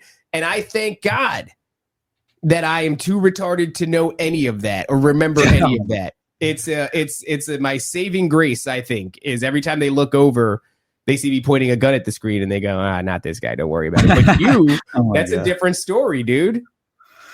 Well, I will say that I think, and this is no character assassination. I don't know any of these people personally, and I always try to refer back to that specifically if I'm trying to come to a firm conclusion on someone's kind of like, just as far as if they had any real integrity tied back to the foundation of this sort of movement in the alternative media space, right? The landscape itself, because I view Charlie Kirk as far more of like and this is nothing against conservative family values. I obviously appreciate that aspect of what he was attempting to kind of at least allegedly propagandize the youth, re-propagandize that. Right? It's a newer, just a different type of propaganda. Yeah, exactly. And so me personally, I just always viewed him as some sort of paid shill who was essentially running defense for the permanent establishment. And another reason why it's like, why else would you go out of your way to defend that ridiculous signature and things of that nature? It's like I could see where you're acting in good faith, and this is an honest devil's advocate sort of situation. But when you're just set on that path of forward momentum or upward momentum, and you have you kind of have all of the tools provided to you by the very insulated, unaccountable establishment that's driving us in the wrong direction, then what value are you to me? These people aren't of value to right. People like you or people like us. I mean, he was definitely gifted some things, but there are things that he wasn't gifted. Like, he was very smart. His information recall was great. And his delivery method was like, there's certain things you can't teach. He was articulate. He was sharp as a tack. But yeah, there was very obvious areas where he was running. But then it becomes, because you're saying integrity within this community. At what point can your integrity be bought, if not with finances, then with violence? Or the promise of. True. And it's hard for me because I personally do view so much of the Israeli narrative that forms around many of these events, especially in recent history, obviously, considering the Gaza genocide. Now, my mind, it's of mutual benefit to the globalist playbook. This is what you do. This is just a geographical sort of conflict that it was always in the cards and intended to be achieved, right? At a foreign policy standpoint, as far as I'm concerned, this was always the goal, to completely, extinguish the Palestinian people and bring in Gaza 2025, right? The new AI smart city infrastructure, which they claim is going to replace that of the forsaken Palestinian people, right? Essentially, and we'll have Trump's sort of a golden statue and everything will be. It's just ridiculous to me that honestly, it's hard for me because I see Netanyahu as just another puppet, right? I think he's a puppet who's sort of out in front and running this agenda on behalf of the power cabal behind the scenes. This is what they do. And so this is why he was thrust on the Israeli public. He was facing criminal charges. He was supposed to go to prison. He had no political capital whatsoever. And so the Likudnik party decided, okay, we'll just pick him back out of the, usual suspects that we utilize in this sort of format, and we'll place him back in power in order to, let's say, go down with the sinking ship that is the Gaza genocide. That's what's going to happen. There will be ultimate consequences as far as on the world stage, and is specifically with the power paradigm in Israel. But I don't think that in any way will it derail the ultimate agenda playing out and how this conflict was intended to essentially manifest. And so once more, I see no difference in the swing of the political, pendulum. It makes no difference to me because we're heading in the exact same dystopian direction. And so I see Israel as a wonderful distractionary tool in terms of the globalist agenda playing out and how much it keeps people from actually discussing who the true power brokers are in this format here and in the structured power paradigm. And it's difficult for most people to even, I think, kind of catch a glimpse into the underlying power structure because it's not very it's hard to even conceptualize. It takes a lot of fucking work to be able to even kind of feel as if you've been provided certain windows and you can have some kind of like even obviously it's an ever let's say evolving kind of interpretation of what it's become and where it came from and the reason why it's been sort of structured in this way, but it's always to insulate themselves from accountability. And so no way do I view the political puppets as the true power brokers. They're just supposed to take the bullets from the general public on behalf of the power cabal while they remain insulated and behind the scenes. And so I view it as we need to force open that very thick curtain disguising the political theater, my friend, right? Like that is, I think, what we should always be attempting to do, because who is that man behind the curtain, right? And I think that it's not Trump and it's not Netanyahu in my mind. These are, generational assets of the permanent establishment. There's a reason why Royal Casino International and Roy Cohn was his mentor. He's been drenched in sexual blackmail, sophisticated techniques for his entire life. You see him with Roy Cohn at the costume party wearing makeup like he's his little bitch. Like, what is that? And then he goes and he accumulates all of these, sexual blackmail assets like Adnan Khashoggi's yacht that's already rigged with audiovisual blackmail. And then he goes and buys the exact hotel Roy Cohn used to utilize for the Blue Suite parties when he decides to sexually blackmail J. Edgar Hoover. So, this is nothing new. I'm getting sick of people like what happened the day Charlie Kirk died. The Republicans blocked the Epstein files release. Nobody even, look, we're very far from even talking about that again now. Exactly. And how is that not convenient, especially for the current administration when you consider the, in my mind, and I found this insane because as far as just the recent revelation of the birthday book, right, and some of the crazy accusations and it just sort of reconfirmed much of what we already knew at a certain level, right? But to actually see there's footage of like him with a redacted version of the girl on his arm. And they're like, this is his girlfriend. And we think he belongs to the CIA. Basically, he works for the CIA. And that was one part of it. But then there's a whole chapter dedicated to children. And it's like coloring, right? And from the narration of a child. And they talk about pooping on the floor. And like, it's so strange, dude. And, But then again, with what happened is the FBI, they decide to come out and make a claim, which to me sounded like this is sort of controlling the narrative and attempted course correction if you're the current administration, at least for leverage as a political football against the Democrats. Because if you're considering they're still going to utilize that two-party delusion as a paradigm for the general public, then obviously what you would want is, hey, I'm not the only pedophile, Trump would say, right? As he points to Anthony Weiner's laptop, which is basically what happened with this report, is that the FBI claims they're now going to open this internal investigation into whether its own agents obstructed, quote, politically sensitive cases, including the cover-up of the Anthony Weiner laptop. So I think, okay, well, that could be political cannon fodder in terms of Hillary Clinton and Uma Abedin. Hey, look, the Democrats are pedophiles too, and it could at least sort of help save face at a minimal way in terms of Trump himself and how they kind of continue forward during this current.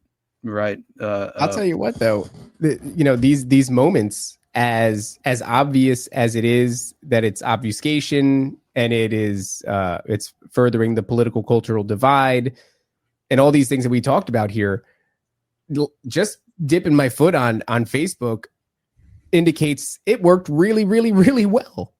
So well, dude. Like it's incredible that nobody. I thought for sure some of the arguments that I got in.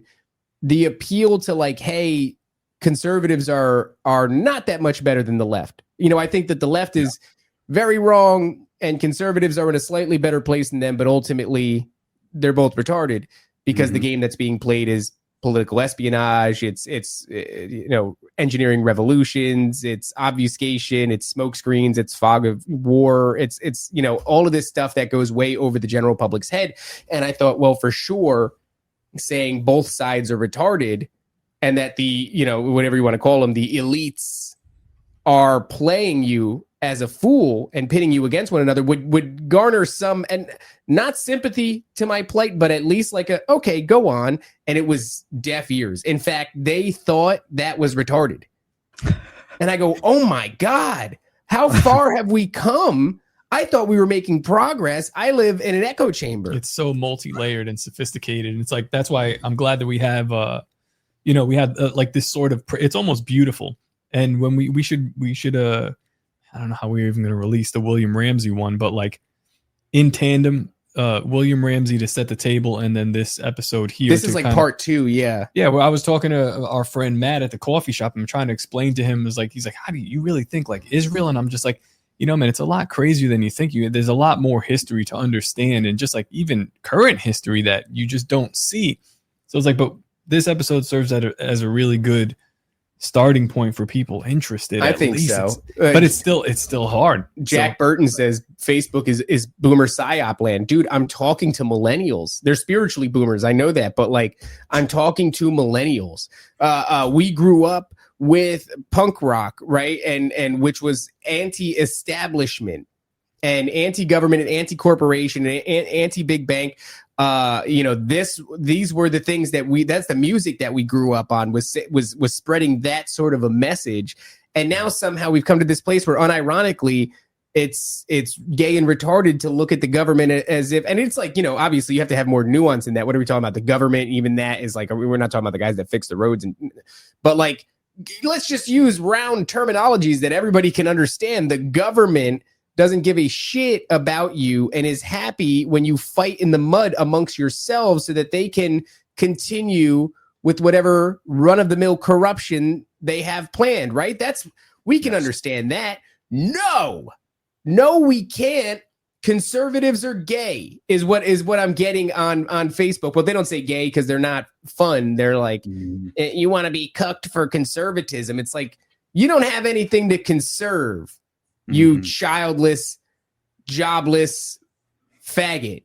That right. and your entire thing is just caught up in being so full of disdain for the world that never went your way because you were born ugly, whatever. Yeah, but look, now we're caught in that conversation. Well, yeah, because it's like, first I have to shame you, but I'll you have to identify what you are, and then I have to say, hey, but we're playing the wrong game. I've got to have, like, I can't even have the conversation that Austin's having, because I have to have this conversation. This is how jammed up. You got to lower yourself to engage with this really bad, obvious bullshit idea first, and then once we've done that, now I can bring you up here above the water a little bit. I don't even know if we have to, but it's kind of like, yeah, I guess if you No, you don't have to. You're absolutely correct. You don't have to. If you want to live next to these people, you have to. But it's crazy. It's frustrating, man. It's frustrating because it is. You're like trying to. You almost have to just drop a whole segment of the population, because in order to try to appeal to them, you have to like first convince them that you understand the game they're playing. And then once you understand and you lay it out for them enough, then you can be like, but look, there's a game above it. And it's wasted time. It's wasted time. It's wasted time. And it sucks, but you got to just drop them. And I just think it's crazy because we're talking about, like I said, millennials. What are we doing here? The programming, the MKULTRA. We're waiting for the next psyop. That's all. I mean, that's what I feel like. We're just talking about it, and we're just like, well, what's the next one going to be? I'm kind of interested in the story at this point, but absolutely, I'm curious to see how it plays out in terms of the trial, because if he's seriously not cooperating whatsoever, is allegedly being kept in like this high security detail, this high security ward, obviously for his own good, right, his own benefit, so he doesn't self harm. I'm sure he's in a smock and being flooded with pharmaceutical agents to keep him in a dissociative state. I would imagine. Who knows? I would be far more. Just as far as like, I would suspect that they would come down with some sort of confession if that were the case, because they even attempted to use a truth serum on James Holmes during that trial, which is hilarious and unprecedented and violates your Fifth Amendment rights instantly, obviously. But he was completely showing signs of split personality, and they legitimately admitted that much throughout the trial, that he had developed split personality disorder. But that had never been the case, although they did fundamentally like come up with this interesting background utilizing, I feel like, a compromised therapist from day one, when he was a young person, seeing nail ghosts allegedly, or hearing nail ghosts tap on the wall or something was allegedly what they claim. But I think he's saying that in his youth he had like ghosts tapping on the wall with their nails. Yeah, it's very strange. What James Holmes said was during his childhood, he was frightened of what he called nail ghosts that would hammer on the walls at night. Holmes saw social worker Margaret Roth once before she sent him to psychiatrist Len Fenton. And it was Dr. Len Fenton who legitimately was his therapist for like, almost 10 years or something. It was like a long time that she was his therapist from a young age. And she's the one who gives the false constructed psychological character eval, and like as soon as she gives the psych eval, it seems to like bury him in a way and drive the nail into the coffin of his case. Yeah.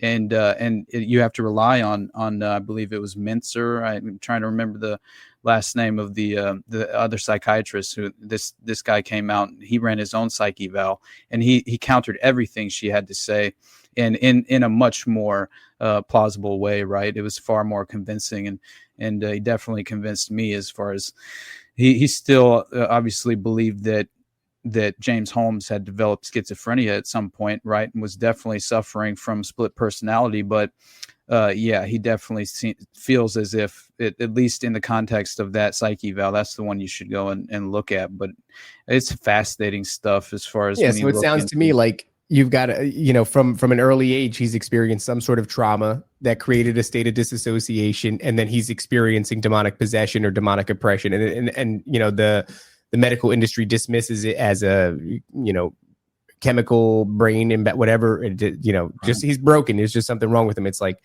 man, always for the audience that's all going to listen to that doesn't want to hear about this, like about demonic oppression and possession.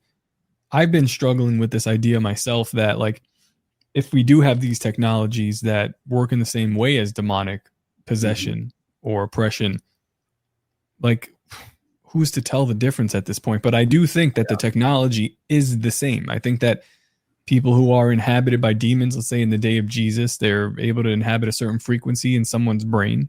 And I don't know if they can control their thoughts, but they can definitely invade. And now you just have, somebody from the CIA that's like, hey, man, do this. It's like, there is no difference in the technique. I guess that maybe the messenger, but who's who's like asking this messenger to do that, that's a different question. Yeah. So Absolutely. we have to get comfortable with that idea. Oh yeah, no doubt. And I think that I remember in the Manchurian, Sinatra's character says that their magic is more powerful than my magic.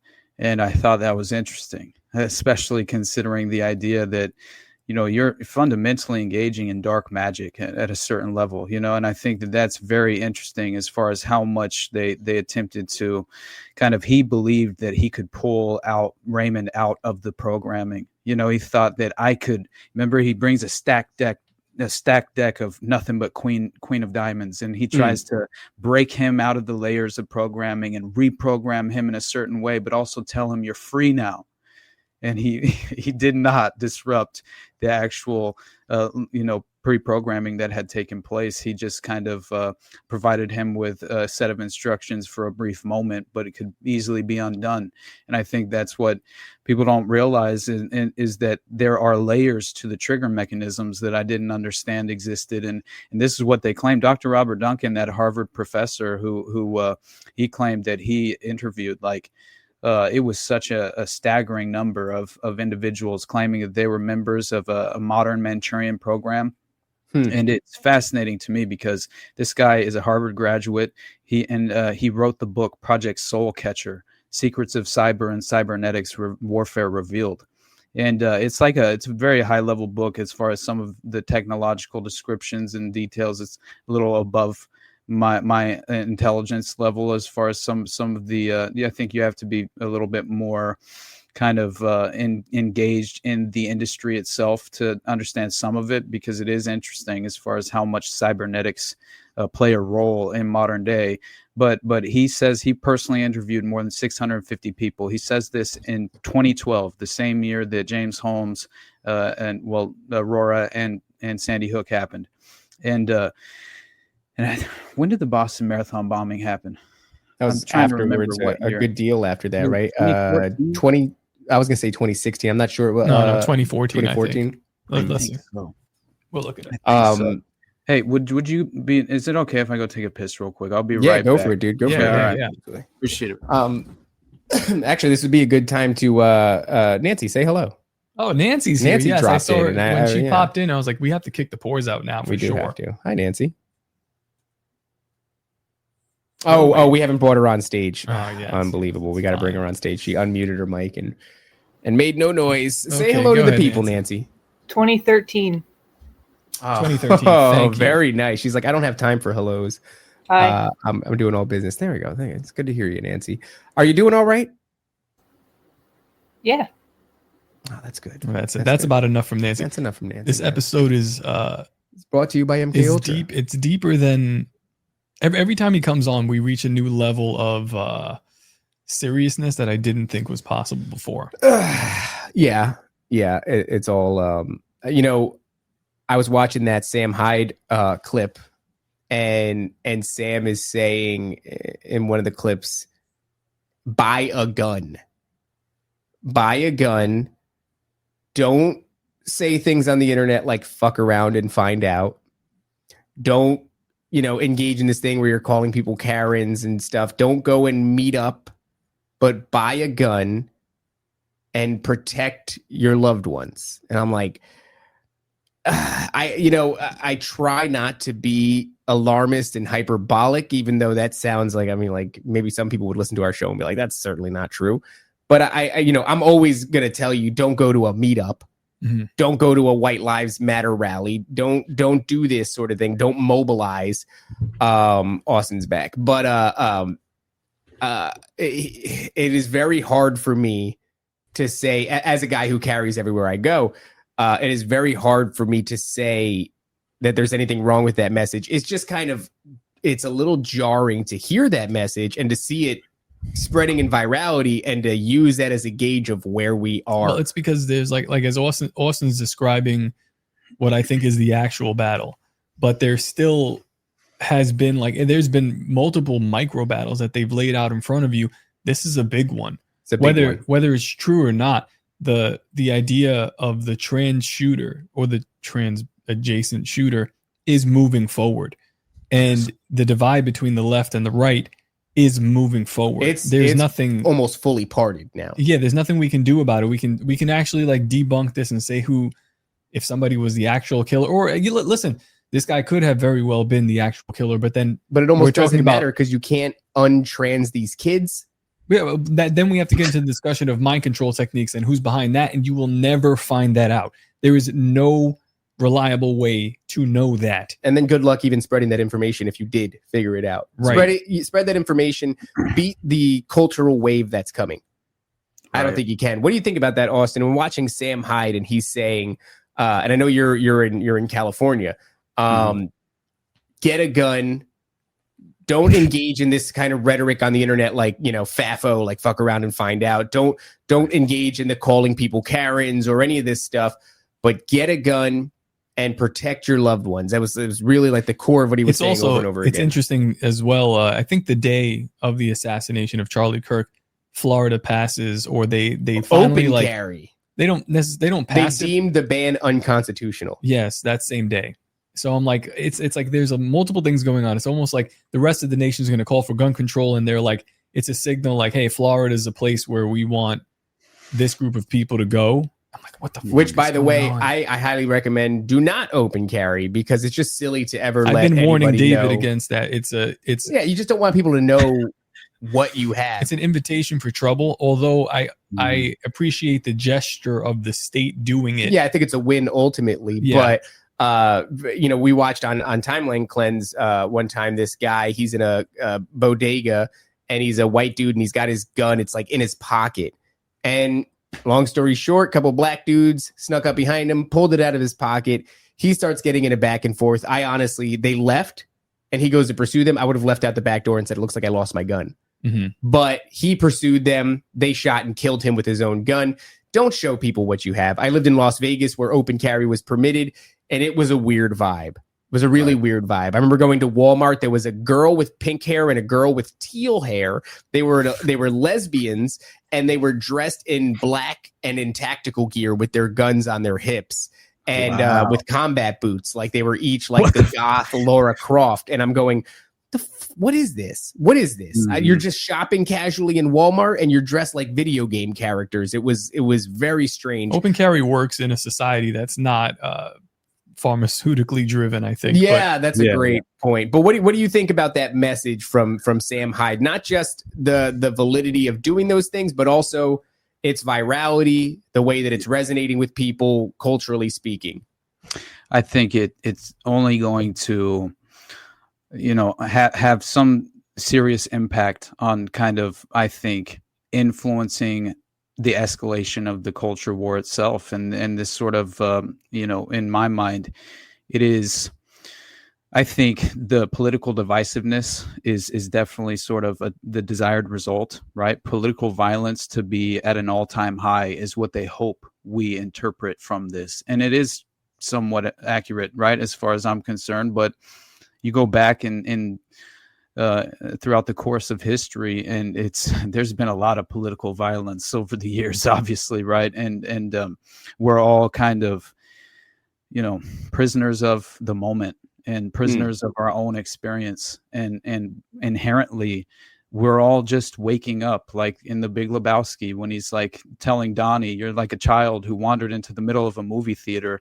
It's like you're trying to figure out the plot, and I think most people have essentially missed the boat, more often than not. And that is also structured strategically to kind of like socially engineer us into that place. And so I view it all as yes, obviously protect your family. Get a gun. Definitely. I think you need to have the defense mechanism and the tools in place to at least in some sort of emergency situation, you have what it takes to defend your family and yourself. But as far as like, this viral concept of this is literally the idea of we're at war.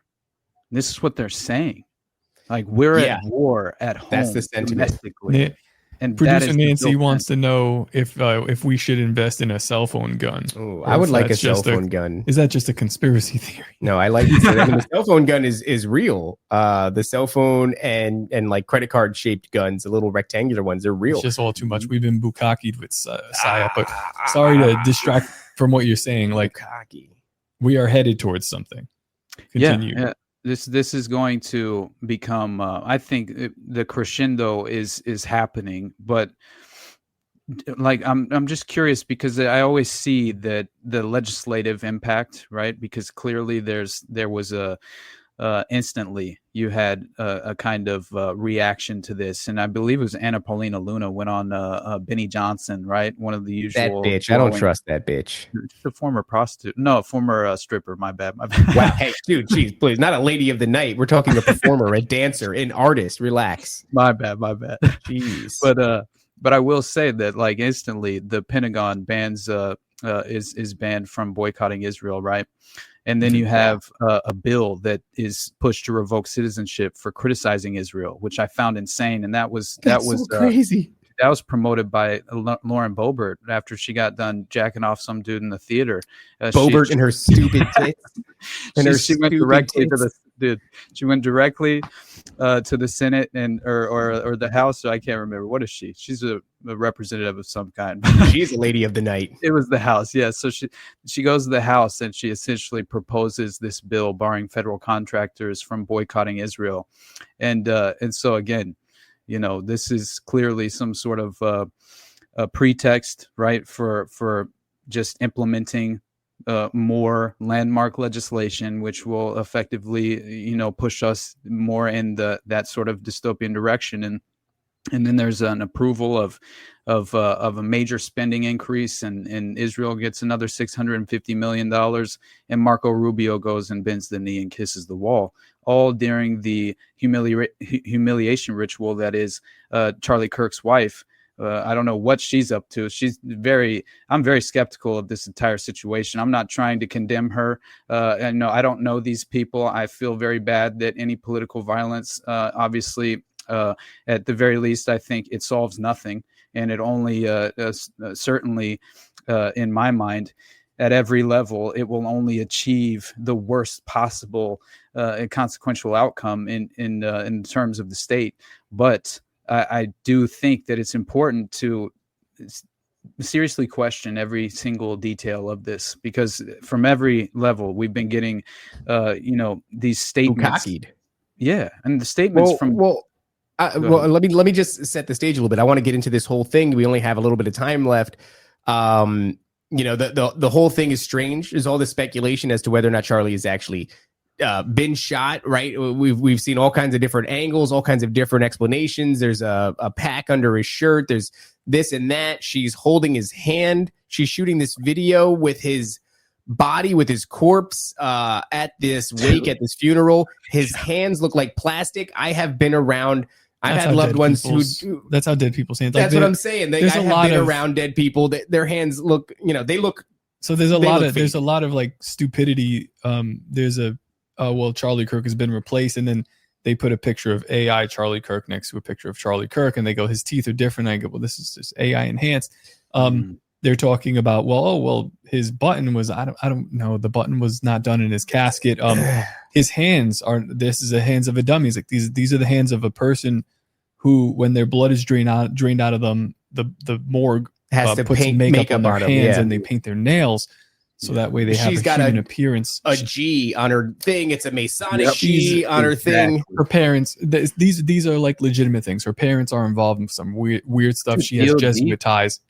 Yes. Yeah, DOD contracts with the Department of Energy as well. I didn't realize that. The DOD, that's weird. But here's what strikes me, that I guess that, because like the conspiracy theories just like missed this. It was like, listen, there's sympathy to be had. This guy died. She lost her husband, the father of her children. Yes, sure, all of these things. The video of her crying over her husband's body is not. It's unusual. A little distasteful, maybe. Right. Okay, but here's the reality, though. before these people post anything, this goes through a filter of like 4 or 5 PR agents. They are master marketers. Yes, it was.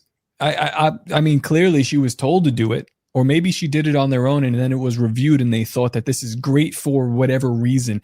You have to ask yourself why we're seeing it. If you want to look at the G on the ring, okay, fine. If you want to look at the dead hands, okay, fine. But why are we seeing this in general? And it's to stoke tensions more. There's an agenda that's being pushed. She gives a fiery message from his pot. Like if I died and my wife was in this studio here giving a message, I'd ask every single one of you to say, what the fuck is going on right now? Why is she doing that? Play in his death, right? That's the first question. People, but then the other thing is like people are like, oh, she's giving this fiery speech. She seems like she's full of hatred. I'm also like, well, I think my wife would probably be pretty mad. True. Would your wife give a speech in your chair? I have no idea. I don't think so. No, I don't think so either. It's strange. About obviously 33 hours into the manhunt, and then you get more numerology on top of that. That to me makes it far more compelling. Right? Is the 666 being the date between him founding the Charlie Kirk Show, July 7th, 2019, to Wednesday, September 10th, the day he's assassinated. 6 years, 66 days. Whoa. Let's put one to bed. Do you think he was shot and killed? I do. Yeah, I do right now, but I definitely am open to the idea. I think it's very, very possible to, you already know, as far as hyper reality filmmaking that I've spoken on in terms of the Boston Marathon bombing, that's entirely possible. And another reason why I think they already had pre-filmed. I think that the assassination attempt on Trump was pre-filmed. Honestly, I think it was all sort of already organized, and this was a major theatrical event that took place. Some of those like inconsistencies with the sky and the cloud coverage and like all kinds of weird shit. That whole thing was bizarre. You ever seen the inauguration of Joe Biden? Yeah, that was weird too. 2020. There's like a weird cut scene where like it does like this crossfade.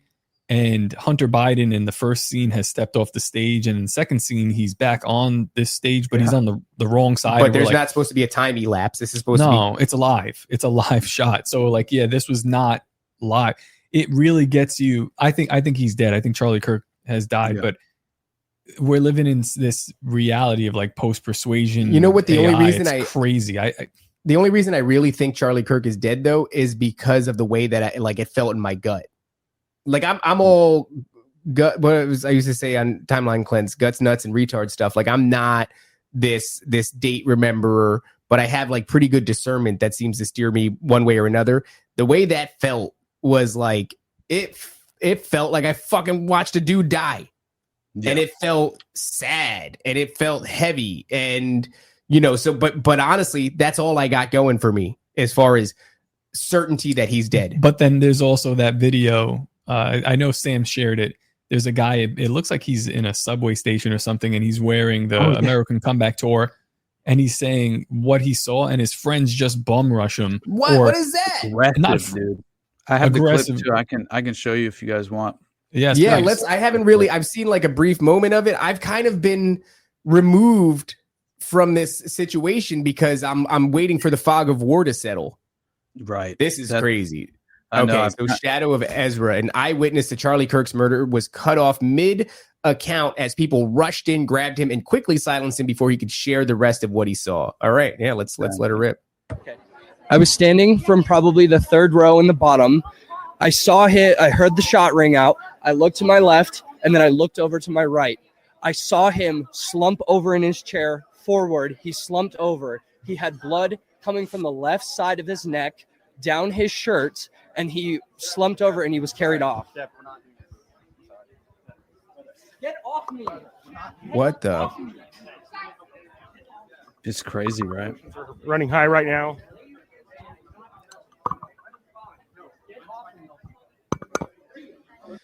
Interesting. I definitely think that.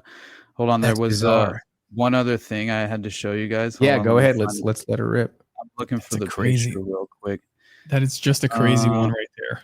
There it is. Dude, we got the trans roommate's photo finally.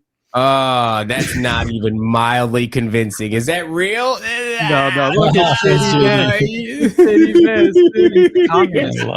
Like, guys, I know. I'm sorry. Look at how well his face fits. It's so weird how well he's the most memed dude in the world. I think. Be careful with that. We meme people in the presidencies. That's That's true. Yeah, man. I don't know what to make of that because so far what he had said there was nothing that like wait, what was that? But we said it on the show when we watched it live during these early moments. It's like there's a fog of war thing where you can't make heads or tails of things, but then hindsight will show you some of those early videos that pop up are some of the most important ones to contradicting the official narrative. And I don't know what to make of that one. It could just be some friends being like, it's probably not a good idea. Like, you don't want to be associated with talking about this. Why are they all wearing a shirt as if they were working there? Right. Or did they just buy that shirt? They were super big fans. My only devil's advocate point to that was potentially maybe in the moment you're hearing the descriptive nature of the explanation of what took place and it's fresh in everyone's memory and you're aggressively sort of like pushing back on because you're being interviewed about it. Yeah, true. But I was just thinking like individuals around were over emotional at the moment. And so they were like aggressively reacting, trying to make it stop. Like that's my only context that I was thinking just to potentially justify that strange interaction. But because he wasn't necessarily saying anything new yet. But of course they cut him off before he could potentially do that. But still, I was just wondering like as a way to explain it away in my own mind. But still, I did find it definitely strange. But the question is like, who was he speaking with? Like, if let's say I saw Austin and we were in this sort of situation and Austin is giving an interview to Hassan Piker, but didn't recognize it, I might be like, yo, let's get out of here, dude. And he'd be like, yo, I'm talking. I'm like, no, trust me, not this guy. That's really, I could understand. But so who was the interviewer? I don't think it was really anybody of prominence to react that way. It's strange. It is weird too for him to be like, get off me, like to his homies, like, damn, dude, like this is a heated situation. Did you see Cash Patel?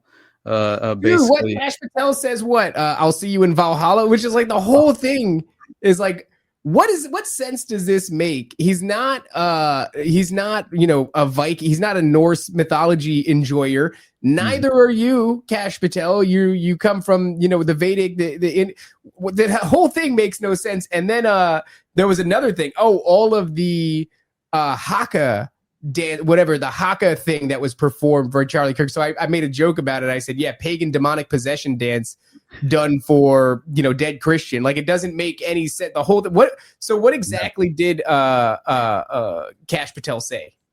Oh, well, I found this interesting because, clearly he did come out this morning, by the way. I found this interesting. There's like a 3-minute video of him talking. Well, not him, but the report basically about this DNA evidence that was found at the Charlie Kirk crime scene links the suspect to the shooting. Of course, this is after he's in custody. And I think it's very convenient for that to have taken place because you can, in my mind, all you have to do is, at this point, they planted the gun in the first place in the bush. Are you kidding me? Like, I still, how can you explain away the fact that there was no gun in that floppy bag that the dude is holding when he jumps off the roof? And beyond that, it looks as if, in my mind, what you would do is leave the gun anyway if you're an actual operative, because that's what they would have the individuals in place to do and facilitate the cover up, obviously. So you would already have that covered in my mind. And so it would have effectively just been left at the murder site, right? At there's the a couple of things there, right, Austin? Mm-hmm. Number one, there are reports of a drone being in the area. So should have seen them. They probably did. They left them. But in the report that Cash Patel announced this morning, they found DNA on the gun and from the perch or the nest that he was shooting from. And then they said they found it on a screwdriver. So now what they're implying is that he takes the shot, he disassembles the gun somewhere in the vicinity. Mm-hmm. That's why when we see on the camera him going away, there's just like a bag or something. There is no gun on him. Then he goes to a spot, reassembles the gun, and then wraps it in a towel and leaves. It's like, yeah, I mean, if it makes sense to you, I guess. But that's like I appreciate the detail of, well, there was a screwdriver there on the roof. Well, also, if did they say they find the screwdriver on the roof? Yeah, I believe they did. Let me pull it because I have it. Fuck did he right put here. the gun back together with then? Exactly. And that was the first thing that I thought as well. And yeah, what does it say? DNA on a towel wrapped around a rifle found near where conservative activist Charlie Kirk was assassinated matched that of 22-year-old accused in the killing. This is what he claims yesterday. Today. Sorry. Investigators also have used DNA evidence to link the suspect, Tyler Robinson, with the screwdriver recovered from the rooftop where the fatal shot was fired. So yes, that is what they're claiming. I guess he put it back. Sometimes you can take a screw and use your finger. If you push really hard, yeah, it'll kind of like your finger will sink into the grooves. Yes. Yeah, and you can. So, all right. Oh my God, that is so strange. And when you look at and by the way, dude. Well, first, just on the gun itself, I thought it was interesting as far as like the bullet has not been recovered, right? And so you have this like breakdown in the chain of custody as far as like the ballistic evidence is concerned, right? And I think that I thought they found the bullet and it had like trans. Was the casing. That was a fired casing. And what did it say? Like, I used to have a dick, but now I have a vagina. Also, let me ask you something. On the casing of a bullet, not like the magazine. So like this, right? Yeah. Did they have pictures of that? No, that's the problem. I would love to see pictures of that because it was like trans messaging. You wouldn't like, what does that mean? You wouldn't engrave a bullet. I wouldn't engrave a bullet. Like, what if you had a mussy? No. I mean, like if you want the bullet to work correct ballistically from 200 yards, you're not going to engrave it. Like you would engrave your magazine or the gun itself. It just that doesn't make any sense. And they're engraving it with a trans ideological. I want to know what that trans ideological message is. It said like, it's written, but I haven't seen the pictures. Like OWO and whatever, like weird shit like that. Notices bulges OWO, which was, notices bulges OWO. So I thought OWO was like an anime kid thing. Oh. Apparently, it's a way to that phrase specifically is apparently recycled as a troll against trans, which I didn't realize that apparently that is. Yeah, it's basically like we see your dick, dude, and which is, I mean, it's exactly what it is. But yeah, it was that, and then I think there was also "Hey fascist, catch" was one of them, but then there was an Italian phrase. I'm trying to remember what it was. Really, it's interesting. Ciao Bella, right. I think. Why is that? Why is that associated? I thought that was just a classic like Italian song. Yeah, Bella, ciao, Bella, ciao, Bella, ciao, ciao, ciao. That's got something to do with trannies. I'm so confused. I'm so out of the loop. I need an update on tranny lore. I know it's very interesting to actually see the interesting phrases that were written on Robert Westman's gun, or at least his cache of weapons as well. But yeah, here it is. So the roommates had shared communications from a contact named Tyler on Discord. Now, Discord themselves, as an organization or a company, came out and rejected all of this as being the case. They said no. They actually identified the account itself, and it was just an account by the name of Tyler. But these conversations did not happen on Discord. And, who knows, maybe they're just, I can't imagine they could make such an unequivocal, statement without having any sort of consequential nature attached to it if they were proven to be lying. But still, so allegedly this is the case. And again, I think it is important that Discord obviously came out and rejected this happened.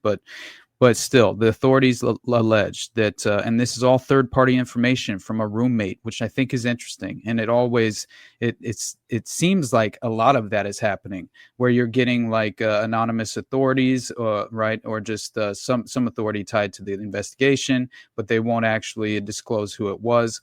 And then you'll have another federal ATF agent that doesn't go on the record with his name either. And he'll counter that claim and say that, no, that technically wasn't the case as far as the LGBTQ connection to the phrasings on the casings.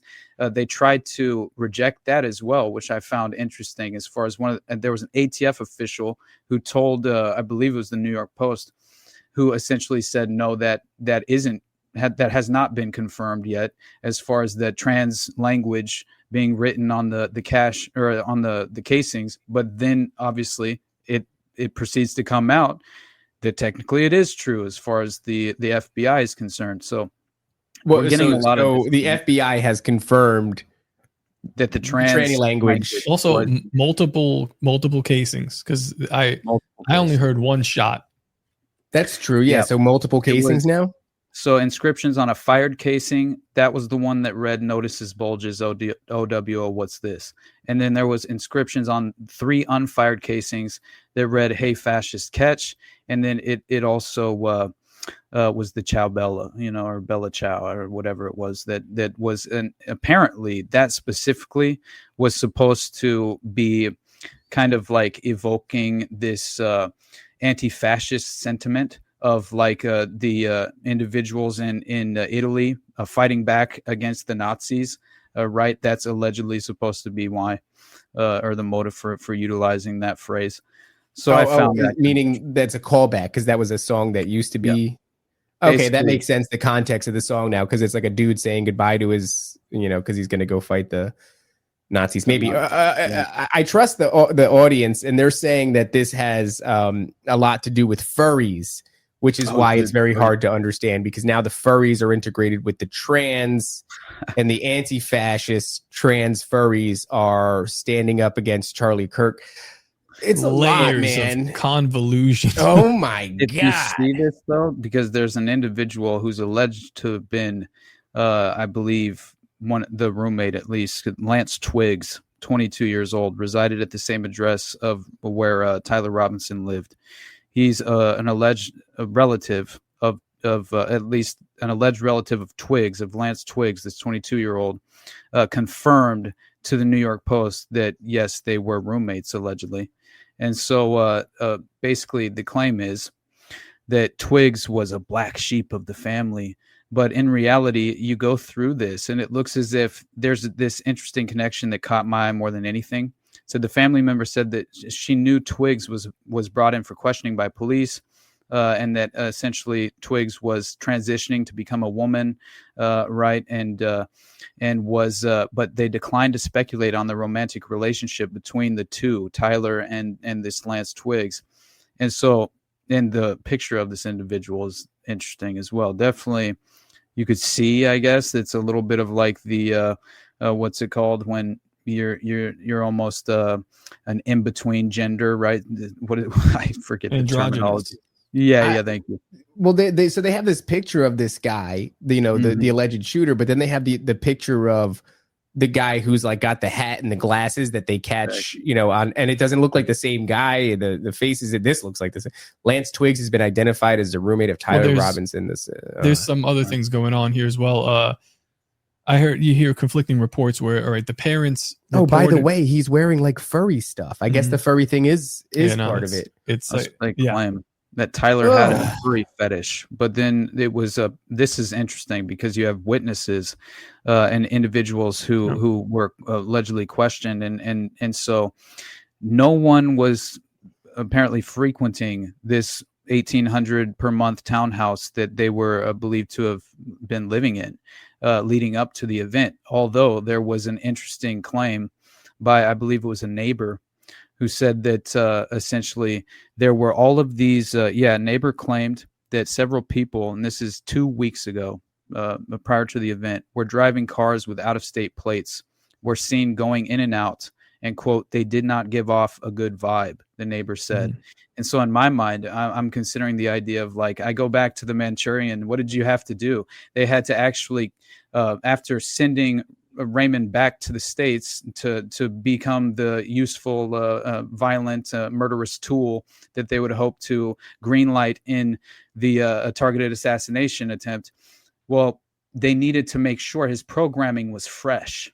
Now that's interesting to me because there seems to be a shelf life with mind control, behavioral modification programming, and to where I had even read that certain Green Berets who had gone through certain behavioral modification experiments as a part of their special forces training were also intended to become useful assets domestically once they allegedly were either sheep dipped out of the service or were technically already had served their term in the service and had now, of course, retired to civilian life. Well, they could still green light go these operations utilizing various, assets that had gone through this experimentation programming. But the interesting aspect of it was that they would have to have some avenue to re-engage with this asset throughout the course of this time that you would hope to still leverage the programming to your benefit. And so it was interesting because it seemed as if Randy Weaver was implicated as being one of the Green Berets who was waking up to his prior programming, and that essentially the reason that they prioritized Vicky Weaver was because she was the individual responsible for him coming out of his hypno-programmed trance and his set of at least the set of instructions that had been essentially provided to him while he was being experimented upon. And so that was why they allegedly prioritized Vicky as the target, not only because she was the head of the family and she had more influence than Randy in the home, but because and she was kind of like the spiritual leader of the family as well, obviously. But they claimed that she was waking him up to his MKUltra programming. I thought that was interesting, and it fits perfectly with what they did with Raymond when they had him act as if they made the false narrative around him that he got struck while he was jogging by a vehicle. And so he was forced into this sort of crisis situation where he had to go through surgery, right? But in reality, it was just a false narrative in order to provide a cover story for them re-engaging his programming to see exactly where he's at and reinforcing it as well. And the same reason as like why Sirhan was writing in the journal, right? RFK must die. RFK must be killed. RFK, right, must be assassinated. And you're like, no, he's reinforcing his programming while he's in a hypnotic trance. Like that's what he's doing. The same thing that happened when he sees targets in front of his eyes in the pantry in the Ambassador Hotel, and he thinks he's at the shooting range. It's the same situation. And he's pulling an imaginary trigger as they tackle him to the ground, and he can't stop, right? It's uncontrollable. Same thing when they put him in the hypnotic trance in the trial. The same exact thing. RFK's in the pantry now, Sirhan, and he just goes, and he's like pulling this fucking trigger and having like convulsions, man. And it's very strange. But again, it's what did they do with Raymond? They said, okay, we're going to have him, he's going to have to kill someone. So we know that he's still active as far as his programming still reliable enough. And so we're going to actually have him activate and green light go. We'll have him just kind of sacrifice someone as a test. And so what does he do? He goes out and he strategically kills his boss, right? Where they take out this prominent media news publication, right? Where he's simultaneously eliminating a dissenting voice, right? For the side that the cabal that technically this media mogul is certainly a thorn in the side of the power cabal that he's working on behalf of, obviously. And so I just found it very interesting that it served mutual purpose, as far as like a dual purpose in a way. And to me, it always goes back to they need to reinforce the level of programming. So therefore you would need to have another avenue of sort of access the asset. And this would be the reason why you have these unmarked cars with the strange out of state license plates showing up to the residence leading up to the event. And then also, if you look at the fact I saw William post about Tyler Robinson was captured on surveillance footage appearing to make a phone call just moments before climbing onto the roof, suggesting he may have been in contact with someone as the events unfolded. And so in my mind, that tone through the phone type of deal. Dude, that's it. It's literally the call into Raymond in the Manchurian Candidate when they say, "Is this Raymond Shaw?" He says, "Yes, this is Raymond." you should pass the time by playing a little solitaire. Boom. He's in the first layer of suggestibility of programming, right? And then all he does, as soon as he sees the Queen of Diamonds, the second layer is triggered. And his true suggestibility can be sort of leveraged.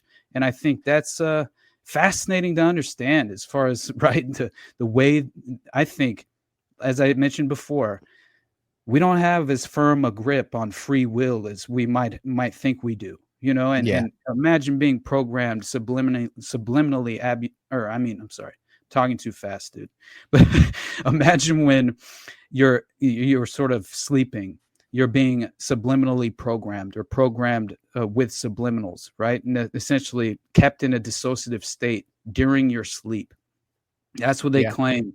It can effectively happen by just individual operators pulling up outside of your house and clicking an electromagnetic frequency to effectively infiltrate your residence and your psychological state of mind as well. And I think that any and all of us could be prioritized and deliberately targeted.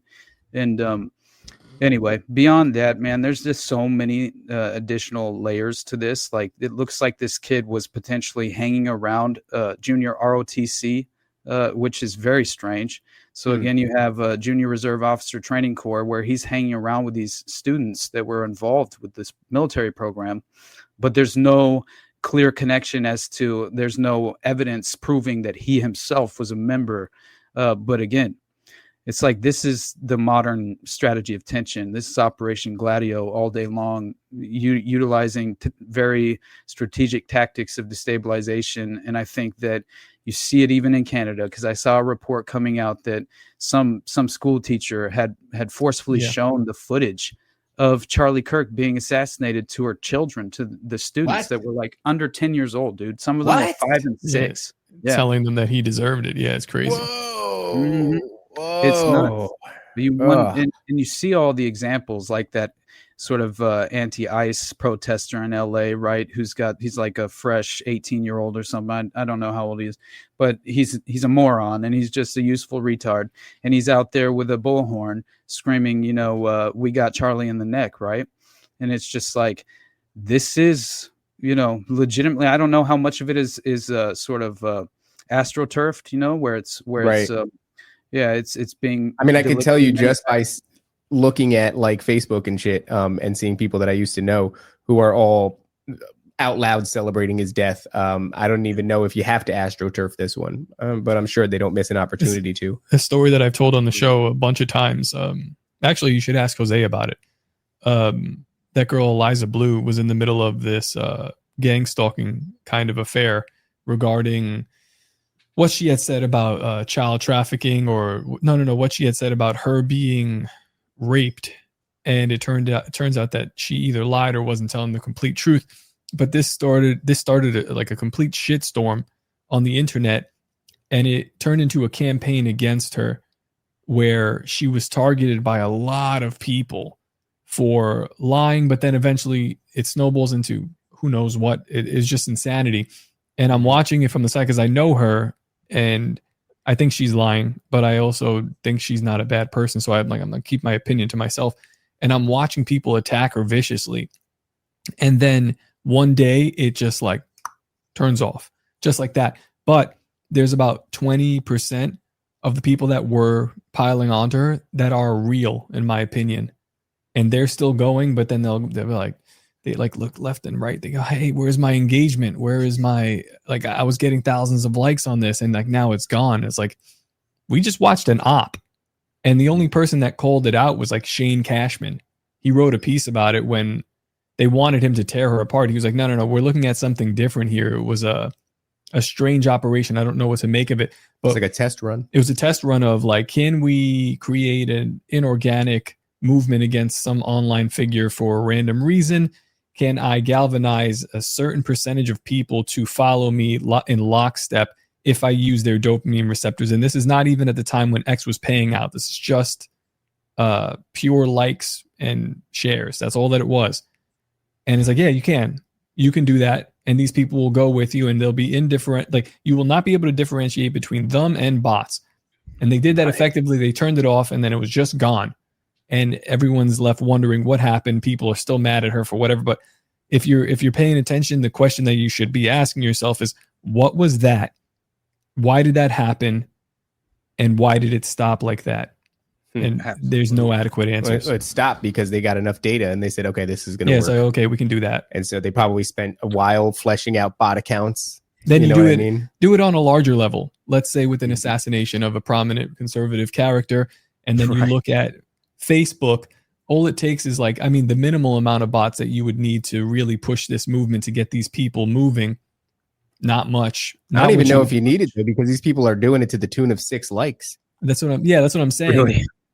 Yeah. They've mastered it so much so where they can scale back the bot activity, because there certainly probably is activity bots on the left and the right that are pushing a narrative, but it becomes so minimal because the reaction to this is so visceral, where they've gotten them. It seems like they've gotten the information of how to do this, and now free range MKUltra chickens, and they just say, go ahead. They already know what's going on. And M. Lauren, she said before in the chat, it was a while ago, but she said, does anybody else feel like we're never going to know the truth on this one? And this feels like a JFK level operation, not in the sense that Charlie Kirk was at all JFK, but in the sense that they have so many things in place that all went off simultaneously that people can and will spend the next, 5 decades unpacking it and debating who was the actual shooter. And I think that's why we didn't even talk about the hand signals. There's so many. Dude, we're only 5 days off now, and we've got this much. You know how much we're going to have by the end of a 30-day period? And it's kind of the reason that I haven't been engaging with it is because I can't zero in on which aspect to engage in. Yeah, all I'm saying personally is the people who say that it's not Israel, hey, buckle up, baby, because we have no clue who you're very comfortable saying. You're comfortable saying who it is because the guy who told you Epstein didn't do it pointed at something. It's like, okay, if that's what you want to do, but I'm like, no, we're keeping our options open, and we'll probably never know. No, but I don't think the point is to know. I think they've done a thing. It's pretty masterful. The thing that we should be focusing on is how are we going to navigate the fallout? And I don't want, like I said, don't want to be alarmist, but I think that Sam Hyde clip was correct, not just in the aspect of getting guns, but it's you should maybe take it a little bit more seriously, especially depending on where you live. I know we have listeners of this show that are in these city areas and everything. And it's maybe just think a little bit. I'm not asking you to definitely don't mobilize, don't go out and do anything, but it's think a little bit. What if some shit popped off? Where would you go? What would you do? Do you have things to be ready with? Because it just feels like it's pretty obvious at this point they would nut over a full-scale race war, civil war thing. These high population centers that are having these protests, they would love to infiltrate them, turn them violent, agent provocateur. They'd love to have sort of a Black Lives Matter situation on the other side. This is what it feels. I'm going to let Austin go because I know he's got something to say, but I've got 2 kids, and what they do to me, it's a lot of fun. One will make a mess, and then I'll go and pick that up, and while I'm picking it up, the other one will make a mess. These two are Hegelian dialecticing you. I'm still not done cleaning up that mess, and I'm already looking at this one that I've got to clean up now. And as I go to move towards the other one, the initial one that made a mess has made another mess. So now that I feel like that's what we're in, but in this political socio-economic climate where it's just one thing at a time. And I think Sam is people will look at him and say, oh, you're missing the bigger picture. Sure. But this is important because that's being put right in front of you. This is the big mess that they've spilled on you. Yeah. So he's kind of all right, deal with this really quickly, or just deal with this as good as possible, because what do? They've just spilled five glasses, and they're like, okay, that's it, dude. Now what? And you're post, and the post was I forgot how the post went, but it was kind of saying I said when it's hard to speak the truth, speak it. When it's hard to show restraint, restrain yourself. Then I did this other thing, but I ended it by saying, when they say they've found the enemy, look inward. Because a lot of this is about to be identifying the obvious enemies across all fronts. And then the next logical step is and Autobots roll out. You know what I mean? And it's maybe look at yourself And when I say inward, I don't mean just like in the Christian way of deal with the sin that's in your own heart. I mean inward at yourself and your family unit and those type of things. Don't go out and fight a war that they've been laying out for you to go and fight. Figure out how to navigate your own personal life and your own loved ones and your own immediate family and how to get them through this big ass mess that's coming, because everything is it's like, look left, look right, look forward, step back, go. And they're just puppeteering you everywhere. Z-Man says, is Raven referencing the Owen Benjamin inner Jew? It's a great way of looking at it. It's like, instead of mobilizing against the Jews, which I think is also an ultimate kind of goal. Brian of Demon Erasers was talking about the rabbinic Jews who have a prophecy that, the Goyim are going to rise up against the Jews and all these different things. And if you look at the Bible, but it's like, before you go out and persecute the Jews for the things that they've done, kill the Jew in your own heart. I think that's a great, it's a great analogy by clean your room. Clean your room. It's a better analogy. Go ahead, Austin. Clean the Jews out of your room.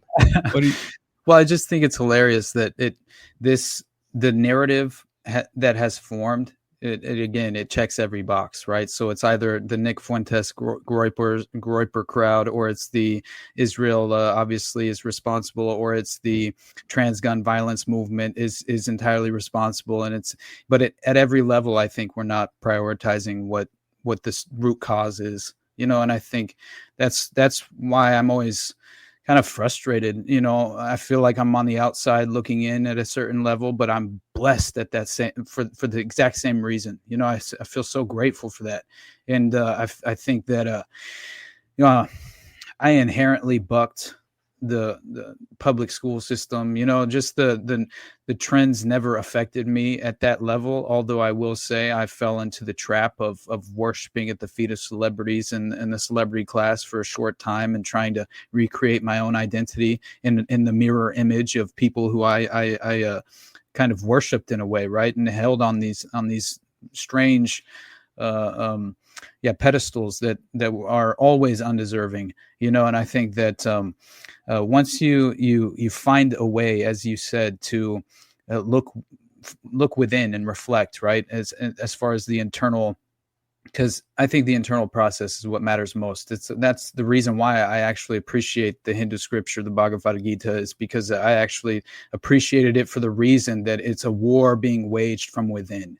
And the sword of Damocles that hangs over is essentially, you have to face yourself before you can face the outside world. And I think that's so strong. That's just a strong message that you could attempt to at least apply in your own life. And I'm not saying it's the only route to understanding and appreciating that concept is through that theological text, but I do think it's interesting as hell, and I appreciate the sort of strange window and perspective it gives. And another reason why I just think, we have dragons to slay within the concept of our own minds and hearts. And I think until we slay those dragons, be very careful with giving other people any sort of advice. I'll give you that much, right? And I never try and say that I have the answers, because I'm just trying to, make sense of this for my own well-being. Try to have some sort of way to at least to one, compartmentalize things in my own mind, but two, to also kind of like find a sort of just psychological, coherent, comprehensive structure of what I think is happening. And it's always evolving, obviously, but I mean, when you see these, the reason why I think pattern recognition is a superpower is because we just see these ridiculous resurfacing tactics that, in my mind, provide smoking guns many times, right? As far as, at the very least, it should raise red flags. And even as far as like, just, I think it's strange the way the father apprehended his own son. He legitimately claims that that his son confessed to him, right? And said that he was the shooter, which is the first report we got, that he allegedly confessed, but he's yet to confess to the authorities. But his father claimed that he confessed. And then his father even tells the authorities that he has him secured, and his son will remain secured until they could arrive to pick him up. Now that's very interesting. And the amount of examples I've witnessed as far as individual parents willing to sacrifice their own children, yeah, it's something that most people wouldn't want to conceptualize or even potentially imagine being the case, but it definitely happens. And I think that this is something you can't rule out as a legitimate possibility. As far as this, a 27-year veteran of the police force, the father was, the mother is very much, she has a strange sort of career path as well. And I think that when you look at his uncle, apparently, who according to the mother's Facebook page, he was involved. His name was Michael Robinson, and he's involved as an information system security manager with the Air Force, who was stationed at Hill Base, right, in the area from 2015 to 2021. And then he allegedly was shipped off to Japan. But he has a strange background with being a system administrator with the Air Force, and has some strange recruitment events that he was a part of on behalf of recruiting children into this sort of military program. So again, you can combine that with the ROTC connection of like Tyler Robinson hanging around with these students who are going to this military training program. I'm just saying, like, we should be very careful. And it always screams, again, he's got like a 34 on his ACT or something, I think. And so it took a while as well for that trans narrative to form, which in my mind means it could very well have even been a manufactured false narrative to fit a purpose, because now I'm not saying it's impossible, and clearly it could very well have taken place and been the sort of, for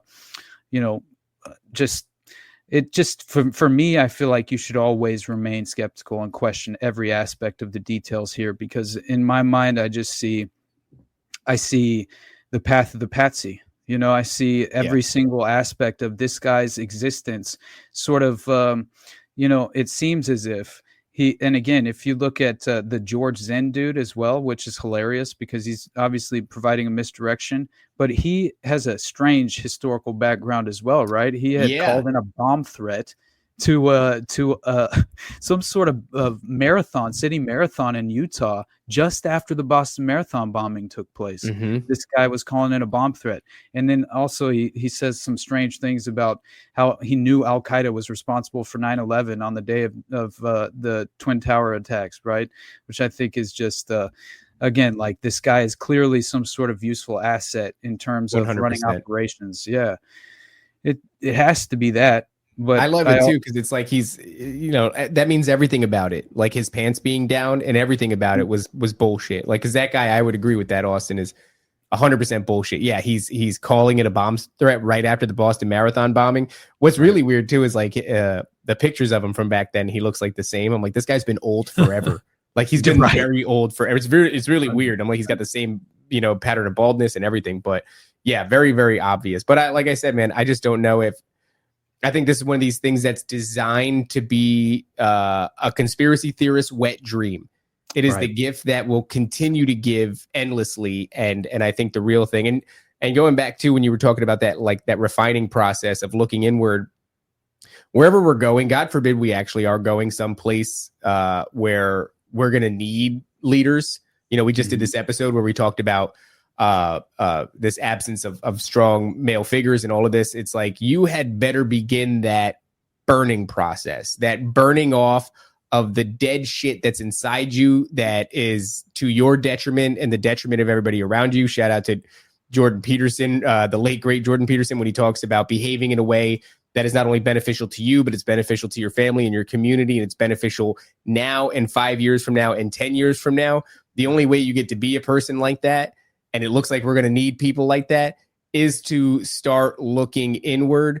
We make fun of, I'll just go out and say it, the black community for the white man is the cause of all of my problems and that victimhood mindset. Just be careful that you don't fall into the same mindset. If you're listening to this and you recognize the Jews this or the whatever's, it doesn't matter, dude. It's all the same thing. And it's to take away your power and put it in the hands of somebody else, some nefarious. And let's say, it's very real. They own these industries and everything.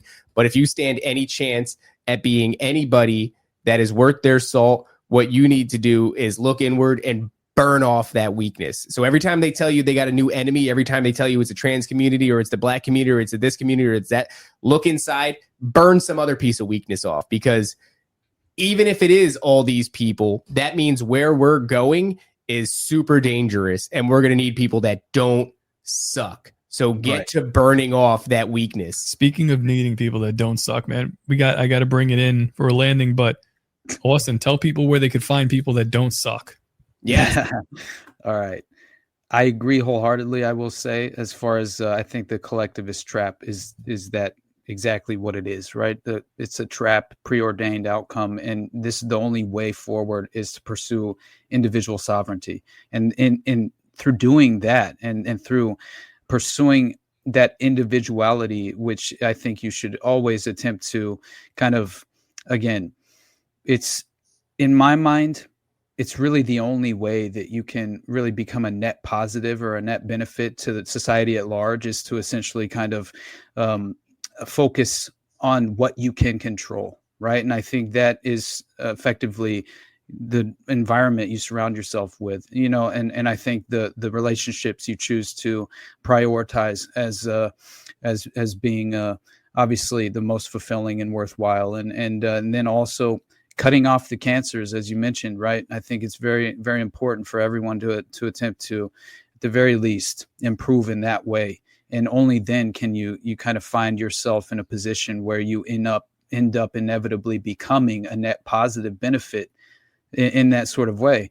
But again, it's not through pursuing the collectivist agenda in no way. It's only through the pursuit of individual sovereignty. And so I try and flush the poison pill of collectivism every chance I get. You know what I mean? And that's my priority. And you see the strange, connections to Charlie's security detail and things. And I won't keep going, but I swear it's interesting because they have connections to the FBI, Israel. You have one of the security. It's strange. The Echelon Front is allegedly what it's called, and they're wiping all their records allegedly. Kind of like seems as if they're covering their tracks. So I'm not at all shocked as far as that. Some of these guys work for Jocko Willink.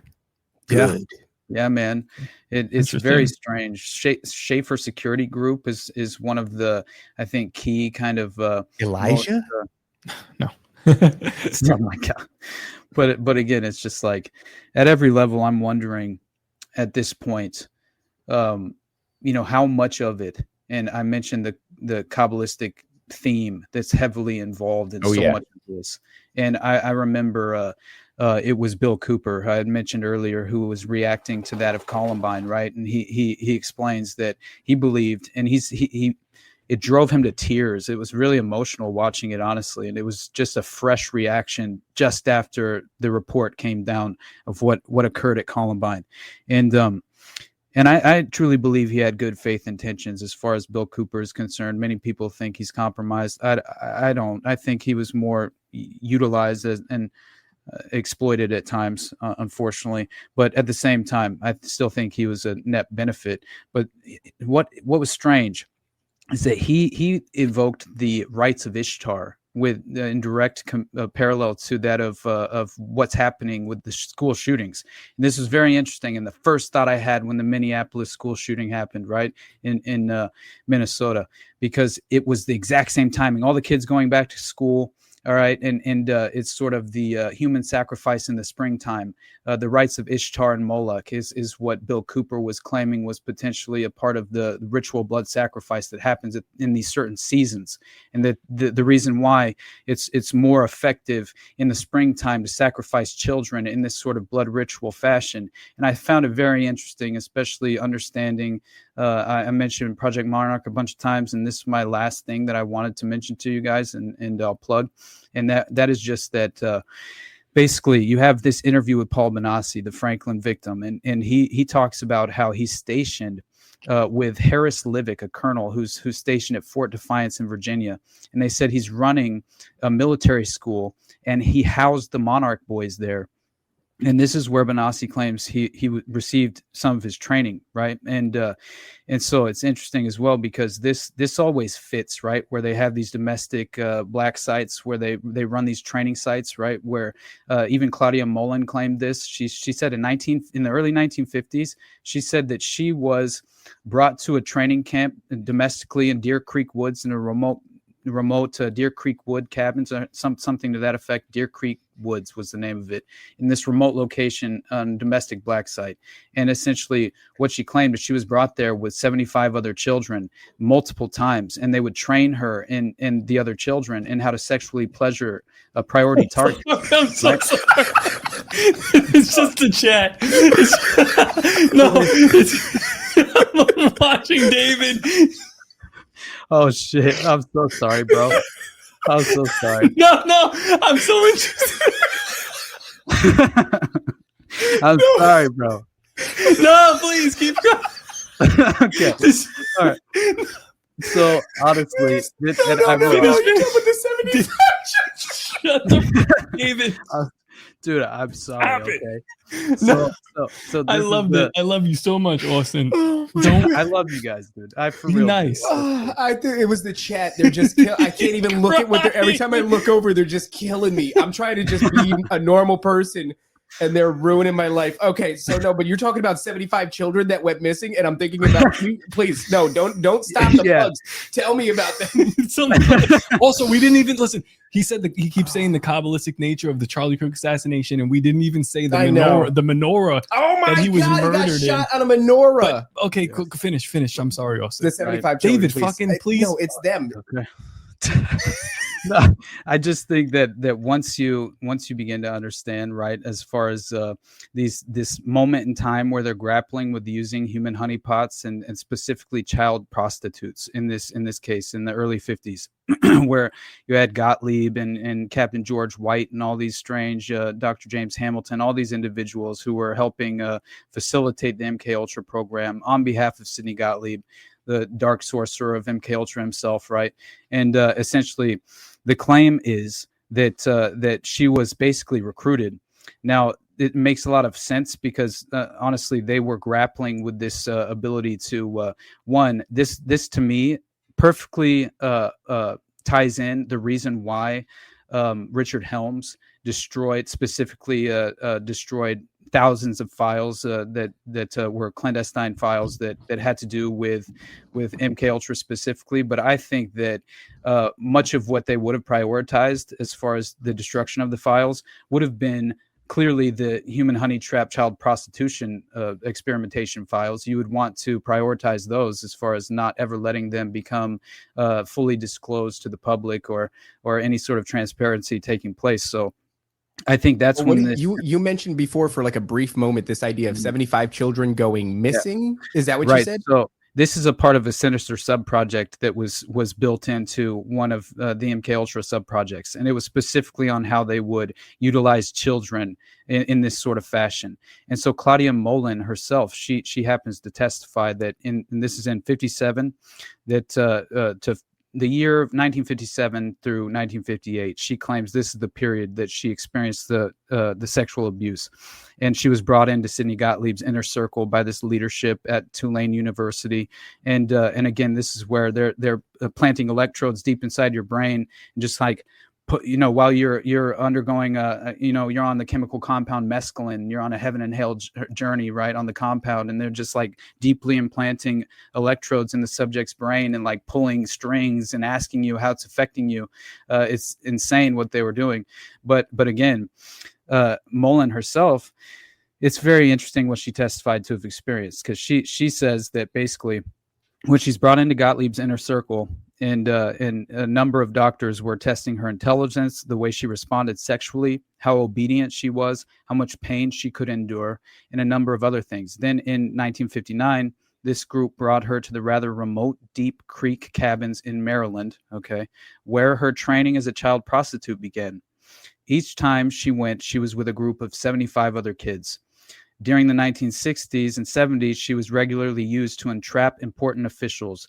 Two of them she mentioned: Senator Frank Church of the church committee hearings that was leading the transparency for public disclosure on behalf of exposing the intelligence apparatus and what the CIA was running as far as domestic operations are concerned, he himself was alleged to have been sexually compromised by Claudia Mullen during this process, which I find fascinating, right? Claudia Mullen is the one who's giving this testimony?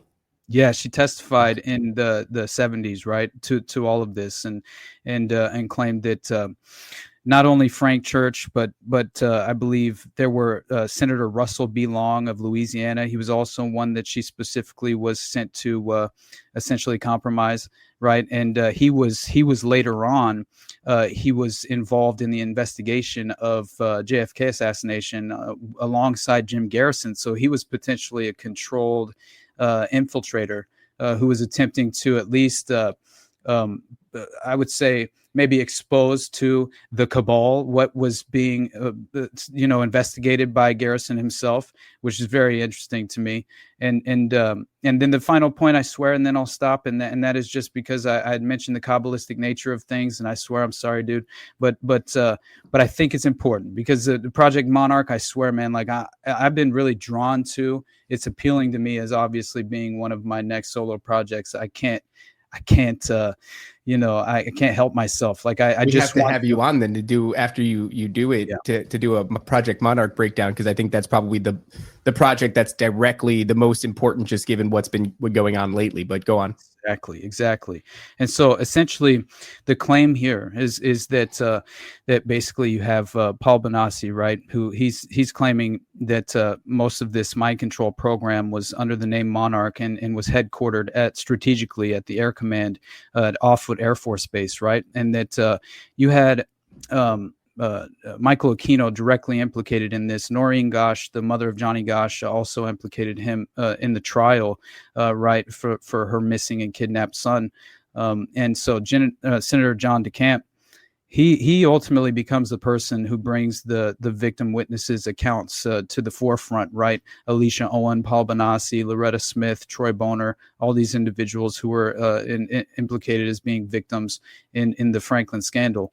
And so Benassi and these other child victims were giving these sort of very credible testimonies and evidence as well as to the very deep detail involved in the role of Michael Aquino and his sort of depraved nature involved in this psychological warfare section, which was drawing upon his expertise, allegedly, for his personal practices in brainwashing, Satanism, Nazism, homosexual pedophilia, and murder, obviously. A lot of redundancies there. Sounds like a Laney edit. Sounds like a Laney edit. Yeah.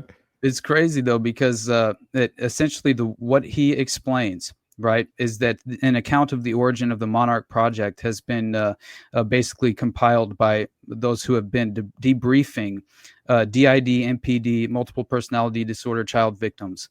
So he claims that Nazi experimentation in World War II concentration camps were said to have gone beyond simply insane physical tortures. They brainwashed individuals for military and strategic purposes. Alan Dulles, post-war, and other Western intelligence agents through obviously Operation Paperclip. This is why the timing lines up so perfectly. That essentially they come back to the U.S. and among them was an individual that was a teenage concentration camp inmate named Dr. Greenbaum. All right, and this guy is later referred to as Dr. Green, and he allegedly participated to save himself, like many of the stories claim, right? And but in reality, he becomes this high-level mind control manipulator, and he's widely represented in these MKUltra programs. And John DeCamp himself describes a distinctive Kabbalistic magic theme involved, and that the killers in these that were brought over from the concentration camps themselves were trained and organized by psychiatrists, apparently, and eugenicists operating from the T4 Bureau specifically. This is what John DeCamp says. These psychiatrists had long been the pets of white supremacist British and American financier networks. Sounds like the Pilgrim Society and the Anglo-American establishment, or the Society of the Cincinnati. It sounds like specifically those organizations of powerful influence. And at least some of these doctors were of course brought under the supervision of the Bank of England governor and Tavistock Institute director John R. Rees on behalf of the British government and the U.S. government. And so Norman personally was a theosophist who had been chief of the pre-war pro-Nazi faction within England. And Rees organized post-war propaganda and continuing psychological warfare activities, creating Orwellian groupings within U.S. psychiatry and mental health fields. So that seems like the origin of Monarch itself, just briefly, which brings in utilizing domestic training camps for child prostitutes, human honeypot operations, as well as obviously this diabolical role involving mental health and psychiatry, which I think you can sort of, I believe you can tie firmly around the neck of this sort of trans movement, right? You can tie the trans movement around the mental health movement. And I think that all was strategically by design to fulfill this sort of, in my mind, it's a manufactured prophecy in a sort of way. And it will ultimately lead us into this totalitarian technocratic state. And I hope to God also that leads into that free range aspect that we get just to tie, the free range stuff. But to tie a bow on that, we have my wife has a family friend who my wife has a family friend who is in the psychiatric business. They are a psychiatrist themselves or psychologist, whichever one. Oh, is that the one with the? Yeah, there you go. Her client base and her husband is in the same field. Her client base is specifically an LGBTQ crowd. Yeah, they're just cutting straight to the chase. And they are actively transitioning their son, not physically transitioning, but the kids in kindergarten talking about, dressing like a girl, and they put him in. Yeah. So it's like, now I think the question is like, I think we're correct on the free range where, I don't know if someone has actively reached out to her and been like, do this, or if the programming is such that you just wind them up and let them go. Yeah. There's like, we're like hands off at this point, and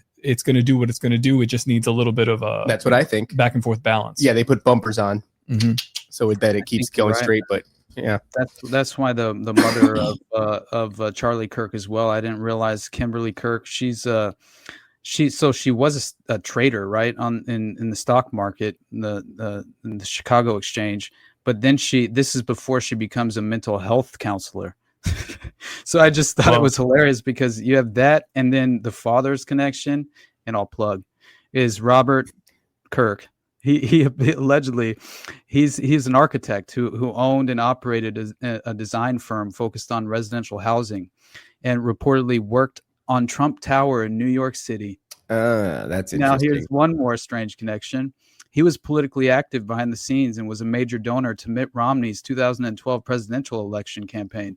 There's a Mormon connection, huh? Yeah. Mormon connection, son, which is another reason why it's like Process Church becomes the Best Friends Animal Welfare Society or whatever, and their hub headquarters is located in Utah. Provo, Utah is named in the Paul Wiltshire report as being one of the locations where they're implementing this sort of mind control, MKUltra experimentation, just like Waco, they claimed, was post-war a geographical area that they were utilizing for that purpose as well. And some of the institutions there were reinforcing all of it.